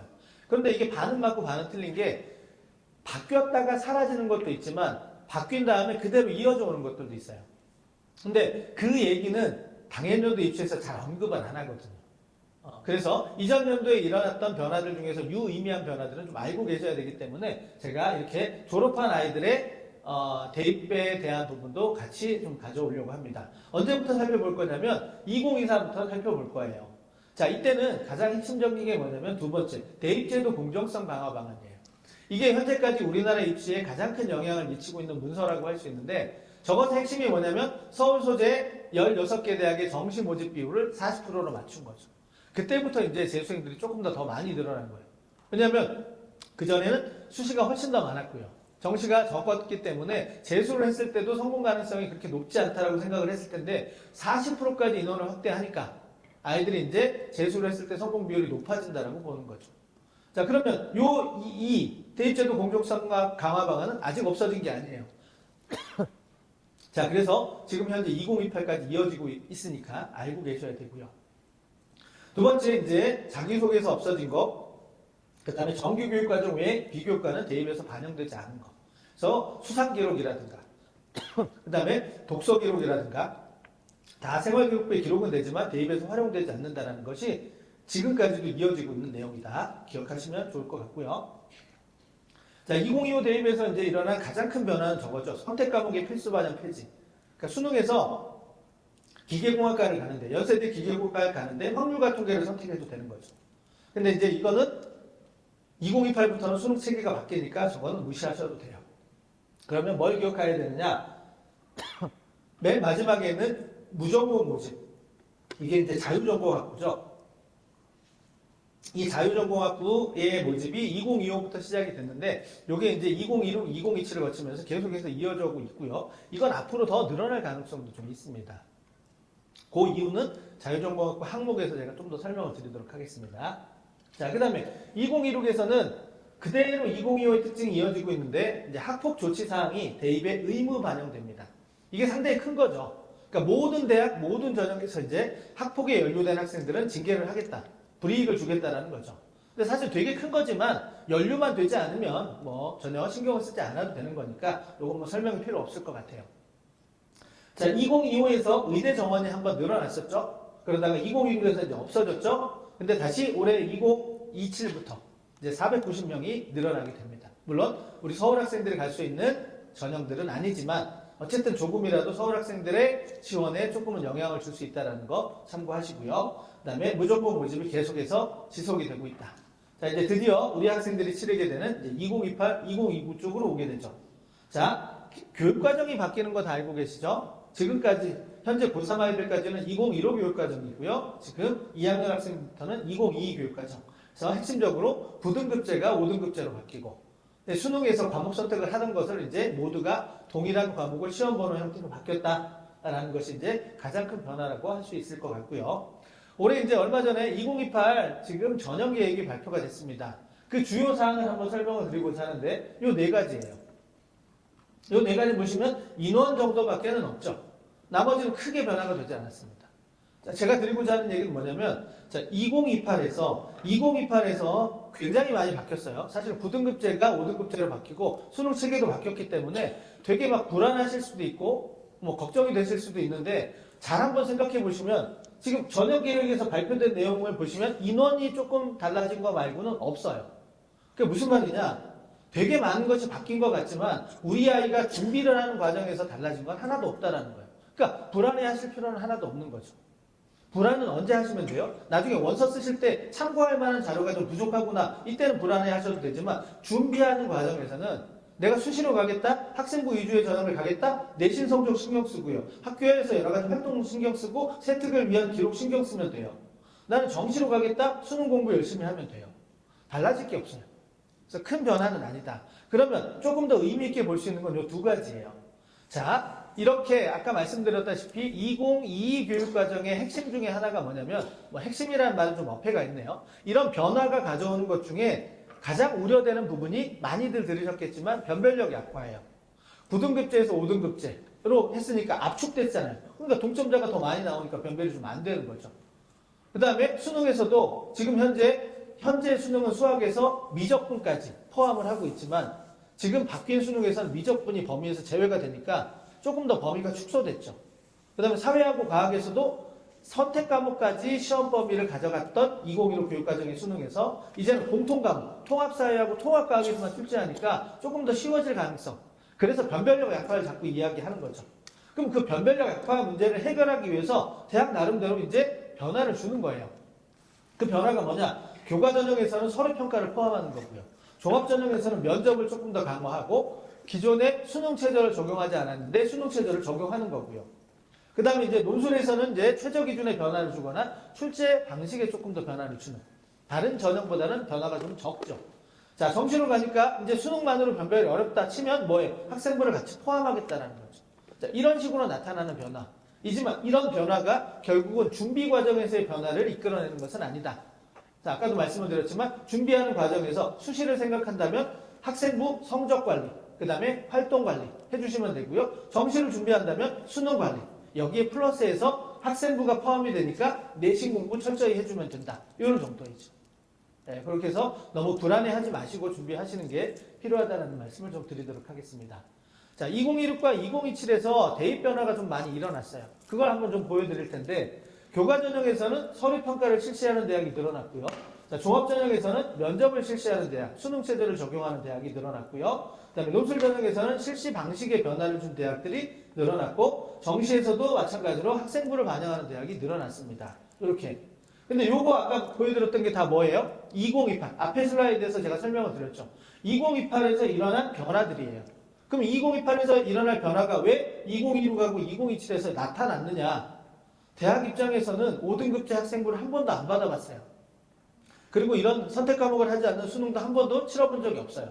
그러면 막 아무런 준비 없이 그냥 그 아이들의 생기부를 받아가지고 진짜 변별이 안 되면 어떡해요? 그래서 그 변화를 미리 줘보는 거예요. 2026하고 2027에서. 수능 체제를 적용 안 하다가 수능 체제를 한번 적용해보는 거예요. 그럴 때 의미 있는 합격자가 추려지는지. 교과 전형에서 그냥 교과 100%로 뽑다가 서류 평가를 도입을 해보는 거예요. 그랬더니 조금 더 의미 있는 합격자가 추려지더라. 아, 그러면 이런 노하우를 가지고 뭐예요? 2028에서 대입을 치르겠다라는 거죠. 그런 이유 때문에 선제적으로 한번 시뮬레이션을 돌려본 겁니다. 그래서 여기에서 이제 납득이 되는 결과를 확인했다면 그걸 가지고 2028로 이어갈 거다라는 거 말씀을 드리도록 하겠습니다. 자, 의대 증원에 대한 얘기는 언론 보도를 통해서 많이 들으셨죠? 그래서 지금 보시면 현재는 490명. 그 다음에 이제 2028부터는 이제 613. 그러니까 우리 그 학생들이 가게 되는 입시에서는 의대 정원이 조금 더 늘어나는 거죠. 그 이후에도 좀 더 늘어납니다. 알고 계시는 바와 같이 이거 전부 다 뭐예요? 지역 의사제 전형입니다. 그래서 이렇게 이제 앞으로의 의대 정원은 이렇게 되는 거죠. 3,600명 정도의 의대 정원을 가게 되는데 이 의대 정원을 가는 아이들이 다 어디냐면 지역 의사제 전형이고요. 이 지역 의사제 전형은 당연히 지방 학생들이 지원을 하게 되는 거고 그 지방 학생들이 대부분 다 교과라든가 종합으로 가게 되는 거죠. 그러니까 수능은 지금 30명밖에는 안 되는 겁니다. 그러면 자, 우리 아이들이 갈 수 없는 이 지역 의사제 전형이 왜 우리 아이한테도 영향을 줄 수 있느냐, 이걸 한번 좀 생각을 해봐야 되는데, 자, 일단은 기본적으로 이 지역 의사제 전형을 지원할 수 있는 아이들은 지방에 있는 내신 성적이 매우 우수한 학생들이죠. 근데 이 지역 의사 전형이 실시되지 않는다면 여기에 지원할 수 있는 아이들은 그냥 의대를 원래는 못 가는 아이들이죠. 그럼 어디를 쓰느냐? 서울 소재 상위권 대학의 교과 전형을 쓸 수 있겠죠. 그러면 상위권 대학의 교과 전형을 썼을, 자연계 쪽에 교과 전형을 썼을 아이들이 뭐예요? 이 지역 의사제 전형이 생기면서 이쪽으로 옮겨갈 수 있는 거예요. 자, 한 490명 정도 되는데 이 중에서 뭐 경쟁률이 10대 1이면 어떻게 되죠? 지금 뭐 한 5,000명 정도가 가는 거고 20대 정도 되면 한 10,000명 정도가 이렇게 옮겨가는 거예요. 그럼 상위권 대학의 자연계 교과 전형에 지원할 수 있는 아이들이 좀 더 줄어드는 거죠. 그럼 우리가 상식적으로 생각하면 뭐 경쟁률이나 입시 결과가 조금은 낮아질 수 있지 않을까? 이렇게 이제 생각해 볼 수 있는데 사실 여기 또 이제 반은 맞고 반은 틀린 것이 실제로 한번 뚜껑을 열어봤더니 재작년에 한번 의대 증원이 됐었잖아요. 근데 그 의대 증원이 일어났을 때 딱 보니까 상위권 대학의 교과 전형의 입결이 내려갈 거라고 모든 사람들이 예측을 했는데 생각보다 안 내려갔어요. 그 말은 무슨 말이냐? 생각보다 전국에 교과 성적 우수한 아이들이 상당히 많다라는 거죠. 그럼 이제 올해 어떻게 되느냐? 저 490명은 그보다도 적은 인원이니까 큰 변화를 못 느낄 수는 있다. 하지만 그래도 여러 번 제가 말씀을 드리지만 우리는 50% 컷이나 70% 컷이 필요한 것이 아니라 커트라인이 필요하다라고 하면 그 커트라인 쪽에서는 조금은 한두 대학, 한두 모집단위는 조금 더 낮은 그런 결과가 나타날 수 있지 않을까. 요 정도의 영향은 좀 있을 거다라는 거 참고로 말씀을 드리겠습니다. 자, 그 다음에 이제 2028 대입제도 개편안의 주요 내용은 아까 다 설명을 드렸죠? 핵심은 다 설명을 드렸습니다. 내신은 5등급제로 바뀌는 거고, 수능은 과목을 선택하지 않고 보는 거고요. 그리고, 이제 그 수능의 시험 범위가 조금 조정이 된다는 거 말씀을 좀 드렸습니다. 자, 이렇게 이제 그 교육과정 변화에 따라서 교과목의 편제가 어떻게 달라지느냐. 2015 교육과정에서는 공통과목, 일반선택과목, 진로선택과목, 그 다음에 특목고의 전문교과 1까지 이렇게 개설을 많이 했었죠.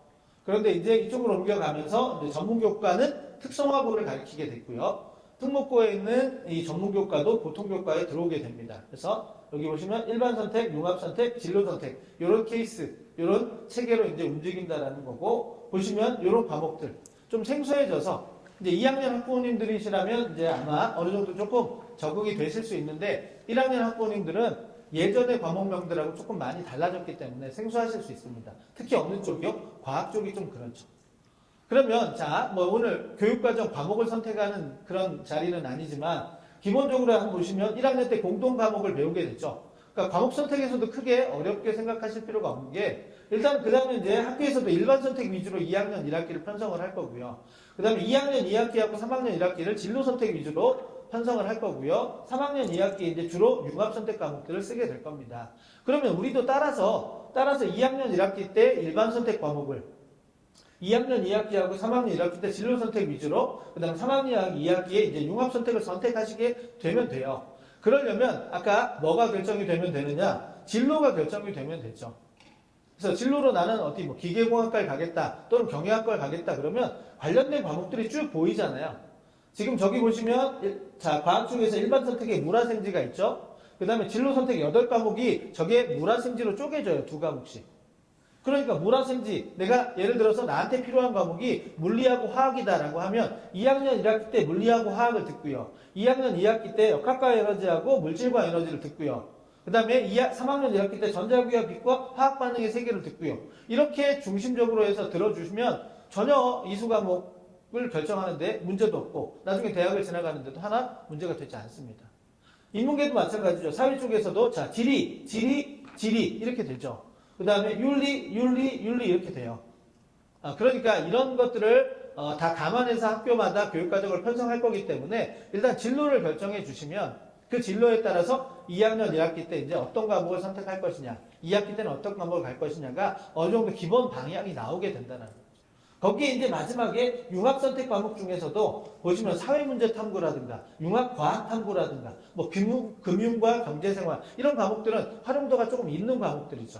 그게 만약에 3학년 1학기에 편성이 된다면 그때 그걸 적절하게 고민해서 상담을 통해서 선택을 해주시면 돼요. 왜요? 3학년 2학기 이런 과목들이 있으면 탐구에서 의미 있게 활용할 수 있는데 3학년 2학기 기록은 수시에서 활용이 되지 않으니까 그런 것만 조금 해주시면 과목 결정에 있어서 그렇게 큰 어려움은 없다라는 것 좀 참고로 말씀을 드리도록 하겠습니다.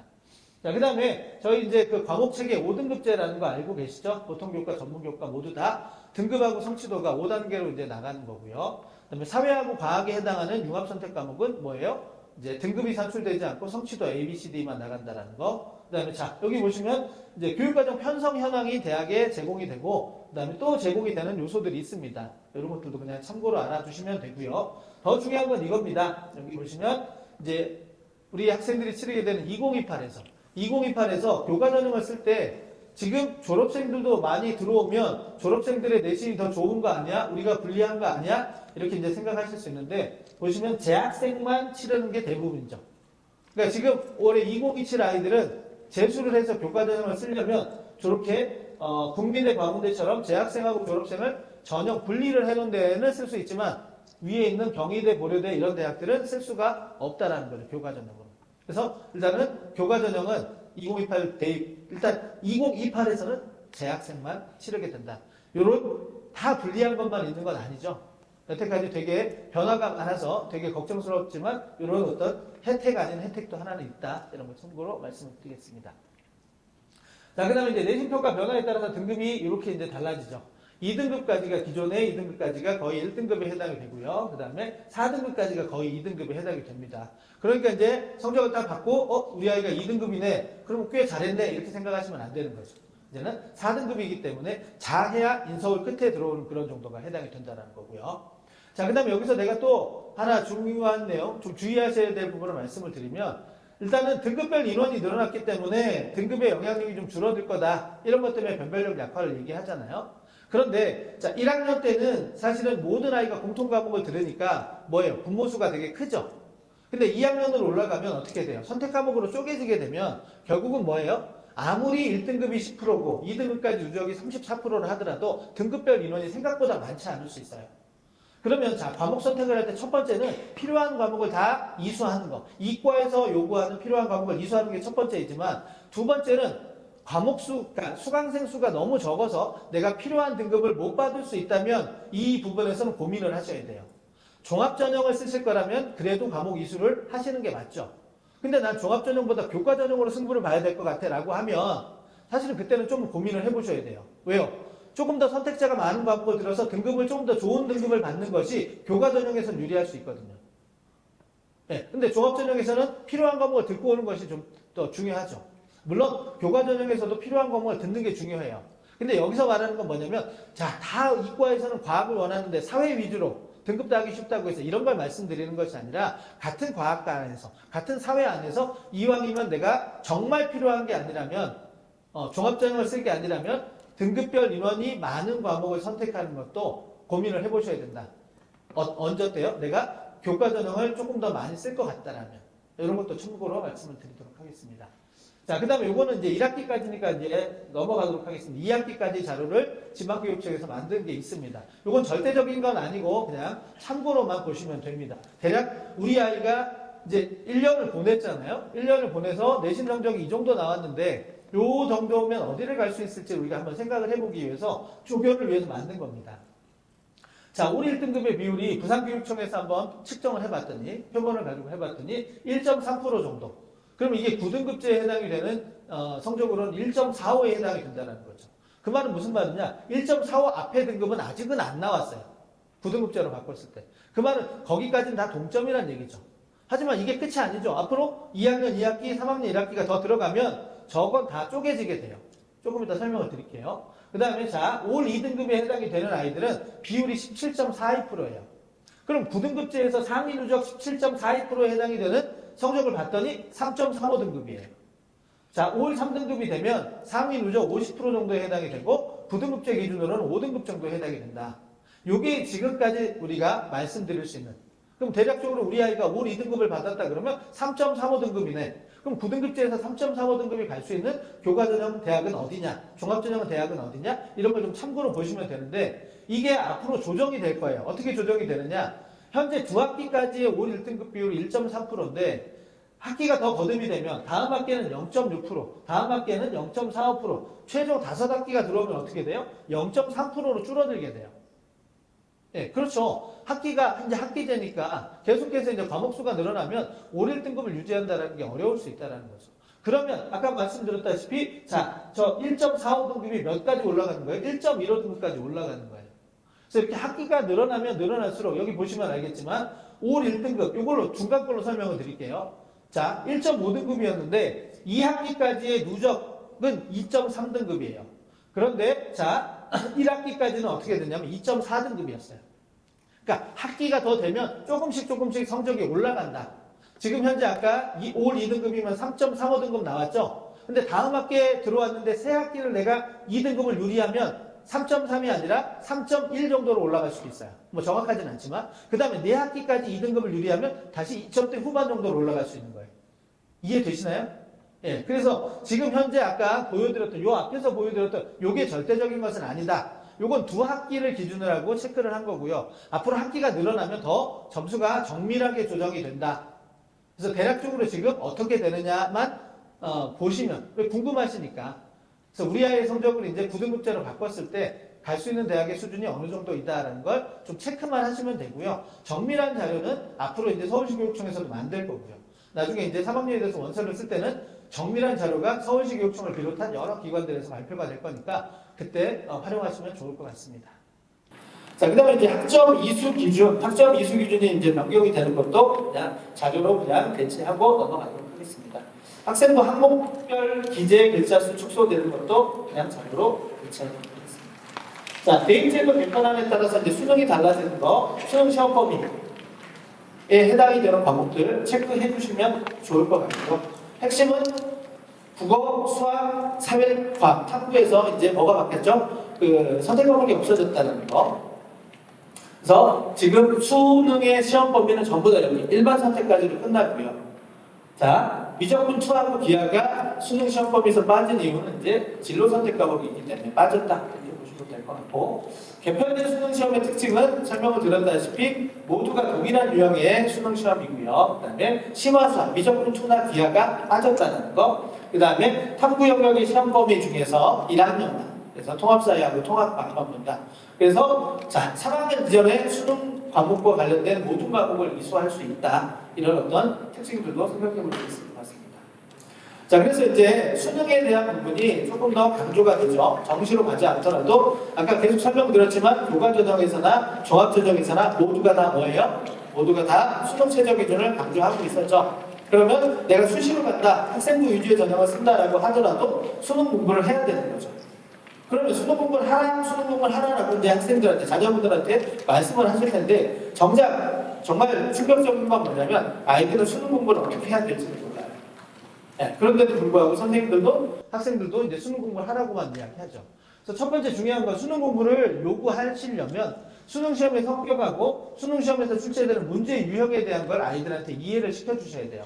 오늘 시간이 없어서 제가 자세히는 설명을 못 드리지만 어쨌든 수능 시험은 출제되는 국어하고 영어하고 비슷하고요. 수학하고 탐구하고 비슷하죠. 수학하고 탐구는 시험 범위가 정해져 있죠. 네, 그리고 개념을 다루는 과목이고요. 국어하고 영어는 시험 범위가 없습니다. 전 범위이죠. 그런데 출제되는 문제의 유형이 정해져 있습니다. 이런 것들을 감안해서 내가 수능 국어는 어떻게 공부할 거고 수능 수학은 어떻게 공부할 건지 이런 것들을 잘 체크하고 그 방법을 아이들한테 알려줘야지만 아이들이 수능 공부할 수 있습니다. 의외로 아이들이 수능 공부를 안 하고 있는 아이들이 많죠. 근데 그 안 하고 있는 아이들 중에서는 어떻게 해야 될지를 몰라서 안 하는 경우가 많습니다. 그거 좀 참고하시고요. 자, 두 번째는 이제 내신 공부하고 수능 대비를 좀 연계했으면 좋겠습니다. 자, 그러려면 지금 여기 이제 뭐 학교에 계신 분들이 아니라 학부모님들이기 때문에 저는 이제 개인적인 의견을 말씀을 드리면 내신 시험도 학교마다 수능 유형으로 문제를 만들어주면 그러면 내신에 대한 대비도 수능에 대한 대비에 도움을 줄 수 있지 않을까라고 생각을 합니다. 근데 이제 이런 얘기를 제가 전에 한번 방송에서 했다가 한번 악플을 받은 적이 있습니다. 자, 내신도 하고 수능도 하라고 했더니 아이들 시각에서는 내신과 수능이 전혀 다른 거죠. 학교에 따라서는 내신 문제 유형과 수능 문제 유형이 너무 다른 거예요. 그럼 내신 공부를 하는 것이 수능 공부에 도움이 안 되는 거죠. 근데 그런 학교가 있는데 제가 방송에서 내신 공부 열심히 하면 수능 공부도 도움이 될 수 있도록 해라 그랬더니 너나 해라 이렇게 얘기했었습니다. 자, 그래서 이제 내신 공부와 수능 공부가 좀 연계될 수 있도록 활용하면 즉 다시 말해서 수능 시험의 특징 그 다음에 수능 시험의 학습법을 알게 되면 그 방식을 가지고 내신 공부를 하게 된다면 사실은 도움이 될 수 있다 이라고 말씀을 좀 드리고요. 그 다음에 평소 공부 계획을 수능 공부 중심으로 좀 세웠으면 좋겠습니다. 그래서 수능 공부하다 중간고사 나가면 중간고사 끝나면 다시 또 수능 공부 이런 패턴대로 하면 도움이 될 거다 말씀을 드리고 네 번째 이제 수능 공부는 그럼 뭘 가지고 하느냐 일단은 국어하고 영어는 기출문제를 가지고 하는 게 일반적이고요. 그 다음에 수학하고 탐구는 기본 교재들이 있죠. 그걸 가지고 출발하면서 나중에 이제 기출문제를 활용하시면 되고 그 다음에 3학년이 되면 이제 수능 연계 교재가 있으니까 수능 연계 교재를 활용하시면 좋을 것 같고요. 마지막은 이제 수능 공부에 대한 자신감 그 다음에 목표의식 이런 걸 좀 뚜렷하게 가졌으면 좋겠는데 간혹 학교에 따라서 지역에 따라서는 수능 공부에 대한 근자감이 있는 아이들이 좀 있습니다. 그런 아이들은 좀 현실적인 눈높이를 알려주도록 이렇게 해주는 주의도 필요하다 이런 말씀 드리겠습니다. 자, 2024 입학생하고 2025 입학생의 다른 거는 설명을 드렸으니까 넘어가고요. 대입 주요 전형의 이제 요소가 이렇게 되는 거는 알고 계실 텐데 어떻게 변화가 될 거냐 이것도 다 설명을 드렸습니다.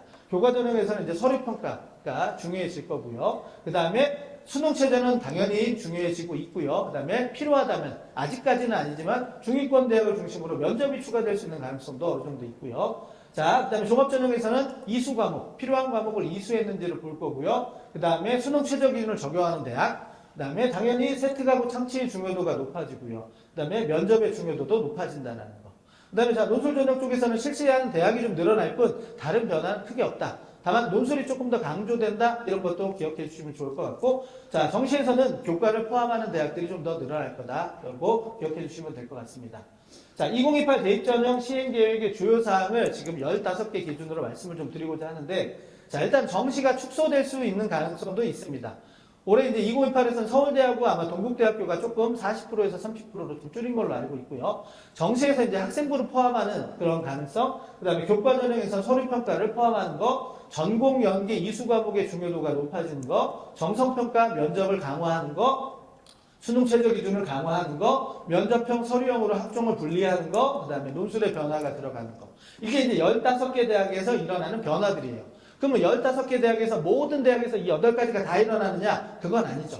이 중에서 이제 한두 가지 또는 두세 가지가 그 대학에서 일어난 변화다. 그러니까 전체적으로는 이런 변화들이 있다라는 걸 좀 말씀을 드리고자 합니다. 자, 대표적인 대학이 이제 서울대학교니까 이제 서울대학교의 변화된 부분을 간단하게 짚어드리면 일단은 직윤의 추천자가 3명으로 늘었죠. 2명에서. 그리고 자사고가 빠져서 이제 일반고하고 자공고. 그러면 이렇게 3명이 늘었다는 얘기는 뭐예요? 모집 인원이 늘었다는 얘기죠. 그러면 직윤의 모집인이, 수시 직윤의 모집 인원이 늘면서 반대로 정시 직윤이 없어졌습니다. 그래서 서울대학교는 뭐예요? 정시 비율이 줄어들고 수시 비율이 늘어나는 거죠. 자, 다른 거는 달라진 게 없으니까 이제 넘어가도록 하고요. 수능 최저 기준 폐지된 거 기억해 주시면 될 것 같습니다. 자, 면접이 이렇게 지금 보시면은 자연계열은 창의적 문제 해결 면접, 그 다음에 첨단학부 같은 경우는 융합적 과제 수행 면접, 그 다음에 인문사회 계열은 분석적 주제 토론 면접, 이런 식으로 조금 더 명칭이 세분화되고 체계화됐습니다. 이 말은 이제 면접의 변화가 조금 있을 거라는 건데, 기존에 있었던 제시문 면접을 참고하셔도 되고요. 앞으로 이제 서울대학교에서 발표되는 조금 더 세분화된 문제 유형을 참고하시면 나중에 준비하실 수 있을 거라고 생각을 하고, 그 다음에 자, 지역균형 전형에서도 단순한 그냥 학생부 확인 면접은 아니다. 그걸 통해서 조금 더 심층 역량에 대한 확인을 할 수 있도록 하는 문제로 바꿀 거다라는 거. 면접이 조금 더 강화된다라는 차원으로 기억해 주시면 될 것 같습니다. 자, 정시에서는 직윤이 없어지면서 모집 비율이 줄어든 거고요. 자, 일반 전형만 남아있는데, 수의대하고 의대를 제외하면, 자, 교과 역량평가 40% 요거 기억하셔야 되고요. 그 다음에 수의대하고 의대는 교과 역량평가 20%, 그 다음에 적인성 면적 20%. 당연히 교과 역량평가 20%는 거의 대부분 다 비슷할 수 있겠죠. 그럼 면접이 좀 더 중요해질 가능성이 있는 거고요. 그 다음에 자, 수능 100%가 없죠. 서울대는 지금도 없지만 이 교과 역량평가 40%가 들어가기 때문에 이제는 수능에만 올인한다면 적어도 서울대는 가기가 어렵다. 그럼 서울대를 가려면 정시에서도 뭐예요? 교과 역량평가에 대한 준비를 해야 된다. 이게 뭐냐? 과목 이수 충실도, 학업 성취도, 학업 수행 내용, 공동체 역량 이런 것들을 길러줘야 된다는 얘기죠. 네, 이렇게 준비를 하시면 되고요. 중위권 대학인 이제 경희대학교의 시행계획의 주요 사항인데 지금 한번 보시면은 진로 선택 과목에 있어서 이제 석차 등급하고 성취도 중에서 상위 성적을 반영한다. 이게 좀 특이한 부분이고 나머지는 그냥 읽어보시면 될 것 같고요. 권장 이수 과목이 있다는 것도 확인해 주시면 될 것 같고요. 종합형에서 서류형이 신설이 됐습니다. 그동안은 없었는데 서류형이 신설이 됐는데 여기는 등급을 제공하지 않는다. 모든 과목을 성취도만 본다. 이게 좀 특이한 거죠. 그래서 이제 이게 경희대학교가 선제적으로 이런 발표를 했을 때 비슷한 수준의 다른 대학들이 좀 따라갈 것이냐 이게 좀 궁금했었는데 별로 그렇게 따라가지 않았어요. 그래서 이 지금 대학들이 2028들이 아까 제가 보여드렸던 한 8가지 특징을 가지고 있으나 대학마다는 다 조금씩 달라요. 그래서 희망하시는 대학에 확인을 좀 해보시는 게 필요하다 이런 말씀을 좀 드리고요. 자, 수능에서도 수능 100%로 모집하는 비율이 30%, 수능에 학생부를 넣는 비율이 이제 70% 이렇게 됩니다. 그런데 70%가 되지만 읽어보시면 알겠지만 학생부가 10%밖에 반영이 안 되고 아주 까다로운 조건은 아니에요. 그러니까 정상적으로 내가 학교 생활을 3학년 2학기까지 무리 없이 내신 포기하지 않고 학교 생활 포기하지 않고 정상적으로 맞춘다면 충분히 다 불이익을 보지 않는 정도. 그래서 수능에 올인한다고 해서 학교 생활을 완전히 팽개치거나 이러면 사실은 이런 70%의 기회를 얻기가 좀 어려울 수 있죠. 네, 그러지 않도록 주의를 좀 해주시면 정상적으로 교육과정을 쭉 3학년 2학기까지 끌고 간다면 정시에서 반영되는 그 학생부는 서울대를 제외하고 나면 대부분의 대학들은 그렇게 크게 불이익을 보지 않을 수 있다는 거 참고로 말씀을 드리도록 하겠습니다. 자, 이 두 대학 외에 이제 조금 더 전형에서 발표된 것들을 좀 참고로 말씀을 드리면 서류평가가 기존에 없었다가 들어온 대학들이 이렇게 돼요. 가로에 있는 것은 좀 비율이고요. 서류평가가 10%였다가 20% 이렇게 비율이 높아진 대학들. 보시면 한양대 같은 경우는 10%에서 40%로 높아졌죠. 그 다음에 수능 최저 기준을 적용하지 않다가 수능 최저 기준을 적용한 이런 대학들. 그 다음에 수능 최저 기준에 변화가 있는 대학들. 이런 것들은 아마 자료를 통해서 활용하시면 될 것 같습니다. 그 다음에 재학생하고 졸업생 전형 분리하는 것도 아까 제가 보여드렸죠. 자, 여기서 교과 전형에서는 서류, 그 다음에 수능 최저 기준 이런 쪽에 변화가 있다는 거 참고하시고요. 종합 전형에서는 면접의 변화가 있는 경우 서울대 아까 설명을 좀 드렸고요. 고려대 같은 경우는 이제 면접이 없었던 학부는 면접을 실시하고요. 면접이 있었던 계열은 면접을 좀 없앱니다. 자, 그 다음에 이제 다른 대학들은 이제 면접의 비율을 조금 더 늘려서 강화하려는 움직임이 있죠. 그 다음에 이제 전형이 달라진 부분이 대표적으로 연세대하고 중앙대학교입니다. 그래서 요 연세대학교하고 중앙대학교는 학생부 종합전형의 체계가 좀 바뀌었다. 그래서 모집 요강, 아니죠. 전형 계획을 통해서 확인하시면 좋을 것 같고요. 자, 수능 최저 기준을 적용하지 않았던 대학들이 이제 적용하거나 변화를 준 대학들이 있으니까 이것도 이런 건 다 팩트니까요. 그냥 자료를 읽어보시면 될 것 같습니다. 자, 면접형, 서류형 그냥 없이 하나만 있었는데 이렇게 아주대, 경희대, 한양대, 에리카는 투트랙으로 그렇게 되면 면접형하고 서류형 중에서 서류형이 조금 더 입시 결과가 높이 나온다. 아까 보여드렸던 거 기억하시면 좋을 것 같습니다. 자, 논술 전형에서는 이렇게 지금 중앙대학교의 재학생 논술만 보는 이게 이제 굉장히 특별한 거죠. 또 나머지 대학들의 변화 생각해 보시면 되고요. 수능 최저 기준 연세대학교 원래 수능 최저 기준 없었죠. 근데 이제 수능 최저 기준에 변화를 주었고요. 적용을 하게 되고요. 수능 최저 기준에 이제 변화가 있는 대학들 한번 보시고 출제 방식의 변화가 있는 대학들이죠. 건국대는 이제 인문계, 자연계 구분하지 않고 논술을 치르게 되고요. 경희대는 사회계열에서 그다음에 숭실대도 마찬가지로 이제 수리 논술을 포기했습니다. 그리고 고려대, 세종 같은 경우도 이제 인문, 자연 통합적으로 출제한다라는 거. 이런 것들은 뭐 제가 꼭 설명을 드리지 않더라도 자료를 보시면서 곰곰이 생각해 보시면 될 것 같습니다. 자, 정시 모집의 변화 내용 요걸 좀 잘 보셔야 되는데 제가 이 표를 만들면서 요걸 좀 많이 먹었습니다. 이해가 잘 안 된다고. 자, 1원하고 2원하는 뭐냐면 저는 정말 고민해가지고 만든 표거든요. 1원하고 2원하는 1원하는 저 방식밖에 없는 거고요. 2원하에는 요거 외에 수능 100%가 또 있는 거예요. 그러니까 수능 100%로 들어가는 문이 요 아래 대학들은 있는데 요 윗 대학에서는 외대하고 성균관대를 제외하면 나머지 대학들은 수능 100%로 들어갈 수 있는 문은 없다라는 거죠. 근데 좀 특이한 게 여기서 이제 보시면 성균관대학교인데 성균관대학교는 수능 100%로 운영하는 전형이 두 개예요. 일반 전형이 있고 특화형. 특화형은 글자 그대로 영역별 반영 비율의 편차가 되게 커요. 자, 그 다음에 또 성균관대에 뭐가 있냐면 다군의 사범계열은 학종처럼 뽑아요. 그거 기억해 주시면 되고요. 자, 이원화 대학에서는 중앙대만 또 생각하시면 되는데 중앙대는 수능 100%는 없어요. 그런데 여기 보시면 수능 89, 그 다음에 출결 11이면 출결이 크게 영향을 못 미친다라고 가정하면 수능 89가 결국은 수능 100%에 해당이 되지 않을까 싶어서 이 아래쪽으로 좀 분류를 했습니다. 네, 그것도 좀 참고해서 보시고 혹시 이제 이해가 안 되시거나 그러면 조금 더 생각해 보시면 될 것 같습니다. 자, 그 다음에 이제 성균관대학교 아까 방식인데 지금 시간이 조금 지체되고 있기 때문에 이거는 제가 설명을 드렸던 거니까 그냥 넘어가도록 하겠습니다. 자, 그 다음에 이제 대입 변화로 인해서 추가로 신경 써야 될 부분들 과목 선택 꼭 신경 써주시고요. 탐구력 보여주시고요. 왜? 학업 역량의 핵심이에요. 그러니까 세특 창체활동 기록에 탐구력을 보여줄 수 있는 그런 노력들을 좀 하시면 좋겠다. 그 다음에 논술에 대한 대비도 조금 일찍부터 하셔도 되고요. 염두에 두시라는 말씀이고 수능 최저 충족을 위한 노력. 그 다음에 정시에 학생부가 포함될 수 있는 가능성. 마지막으로 이제 정시가 혹시 축소될 수 있는 가능성도 조금 열어두시고 한번 살펴보시면 어떨까 싶습니다.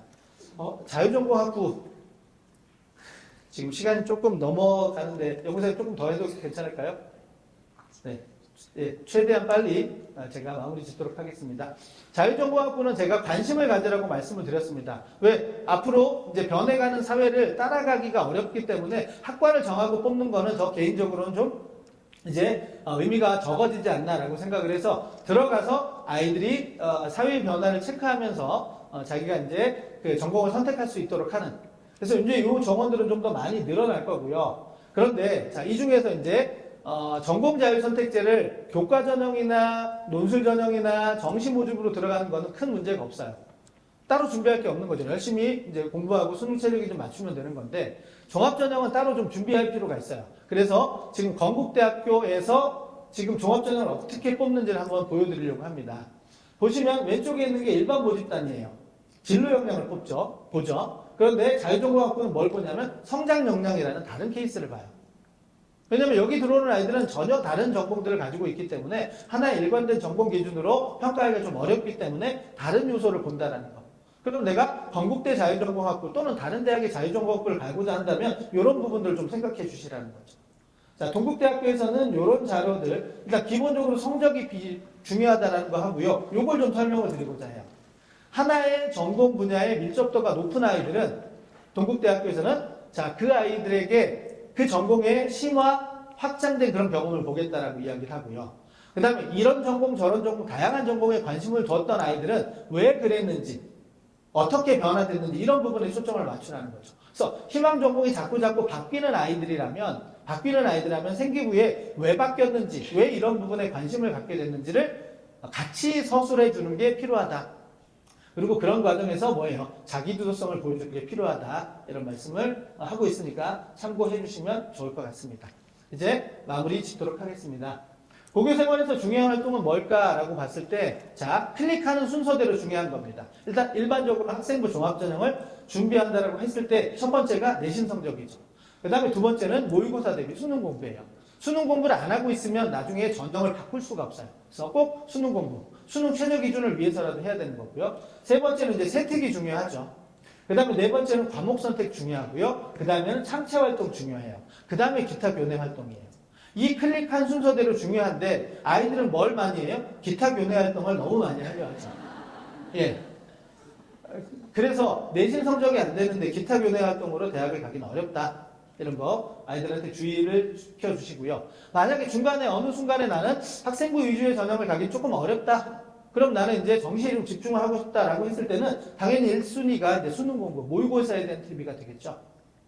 2순위는 내신 성적. 정시에서도 학생부를 반영하는 대학들이 많이 늘어났기 때문에 다른 건 안 하더라도 이거는 해야 된다는 거죠. 그 다음에 세 번째 이제 논술을 병행해서 준비할 수 있도록 말씀을 드렸고요. 마지막, 자, 그럼에도 불구하고 나는 서울대를 정시로 가고 싶어 라고 하면 뭐예요? 정성평가, 교과 역량평가를 대비해야 되니까요. 자, 요거 기억해 주시면 되겠고, 학종을 대비하려면 무조건 성적입니다. 두 번째, 진로에 대한 이해, 그 다음에 본인이 연구하고 싶은 주제, 대학에 가서 이런 것들을 선택하고, 이해하고 결정해 놓으면 나중에, 뭐 동아리를 선택하는데, 그 다음에 탐구 주제를 선택하는데 매우 도움이 돼요. 그래서 학생들이 이걸 잘 못 정하는 경우가 있는데 부모님들께서 조금 아이들의 진로에 대한 이해와 그 다음에 아이가 대학에 진학한 후에 어떤 주제로 연구를 했으면 좋겠는지 이런 거 조금 도움 주시면 좋을 것 같습니다. 그 다음에 이런 것들이 결정이 되면 그 다음에 세특의 기재 방향, 그 다음에 또 창체 활동의 기재 방향 이런 기록들에 좀 신경을 써야 되고요. 그 다음에 마지막으로 일단 필요한 과목들의 선택도 신경을 써주시면 되겠습니다. 그리고 이런 것들은 지금 이렇게 대학마다 가이드북이 많이 나와 있어요. 오늘 제가 동국대학교에서 지금 설명을 하고 있기 때문에 동국대학교 가이드북 굉장히 잘 되어 있습니다. 한번 보시면 학종을 위한, 동국대를 안 가더라도 학종을 위한 여러 가지 팁들을 얻을 수 있다는 거 참고하시면 좋겠습니다. 자, 진짜 마지막입니다. 오늘 마지막이 너무 많았는데 성공적인 대입을 위한 바람직한 고의 생활입니다. 자, 첫 번째, 달라진 교육과정과 평가체계의 특징을 먼저 이해를 하셔야 되겠죠. 두 번째는 수시와 정시에서 모두 필요하기 때문에 내신 성적 관리 최선을 다해 주시고요. 학교 프로그램, 학생부 기록, 과목 선택에 대해서 좀 관심을 가져주시고 평소 공부는 수능 공부 중심으로 그러다가 내신 시험이 다가오면 내신 시험, 그 다음에 끝나면 다시 수능 공부. 그래서 여유 시간이 좀 없도록 아이들 좀 해주시면 우리 학생들이 굉장히 싫어하겠죠? 네, 죄송합니다. 자, 그 다음에 내신, 세특, 모의고사, 목표대학 도달도 이런 것들을 이제 비교해서 우리 아이에게 맞는 전형을 좀 설계해 주시고요. 마지막 졸업할 때까지 내신과 수능 공부는 끝까지 어떤 전형이더라도 끝까지 최선을 다해 주시면 이게 바로 성실한 학교 생활을 하는 거고요. 그 성실한 학교 생활의 끝은 모두가 원하는 대학에 합격하는 걸로 이어질 거라고 생각을 합니다. 자, 제가 준비한 내용은 여기까지입니다. 긴 시간 잘 들어주셔서 감사합니다.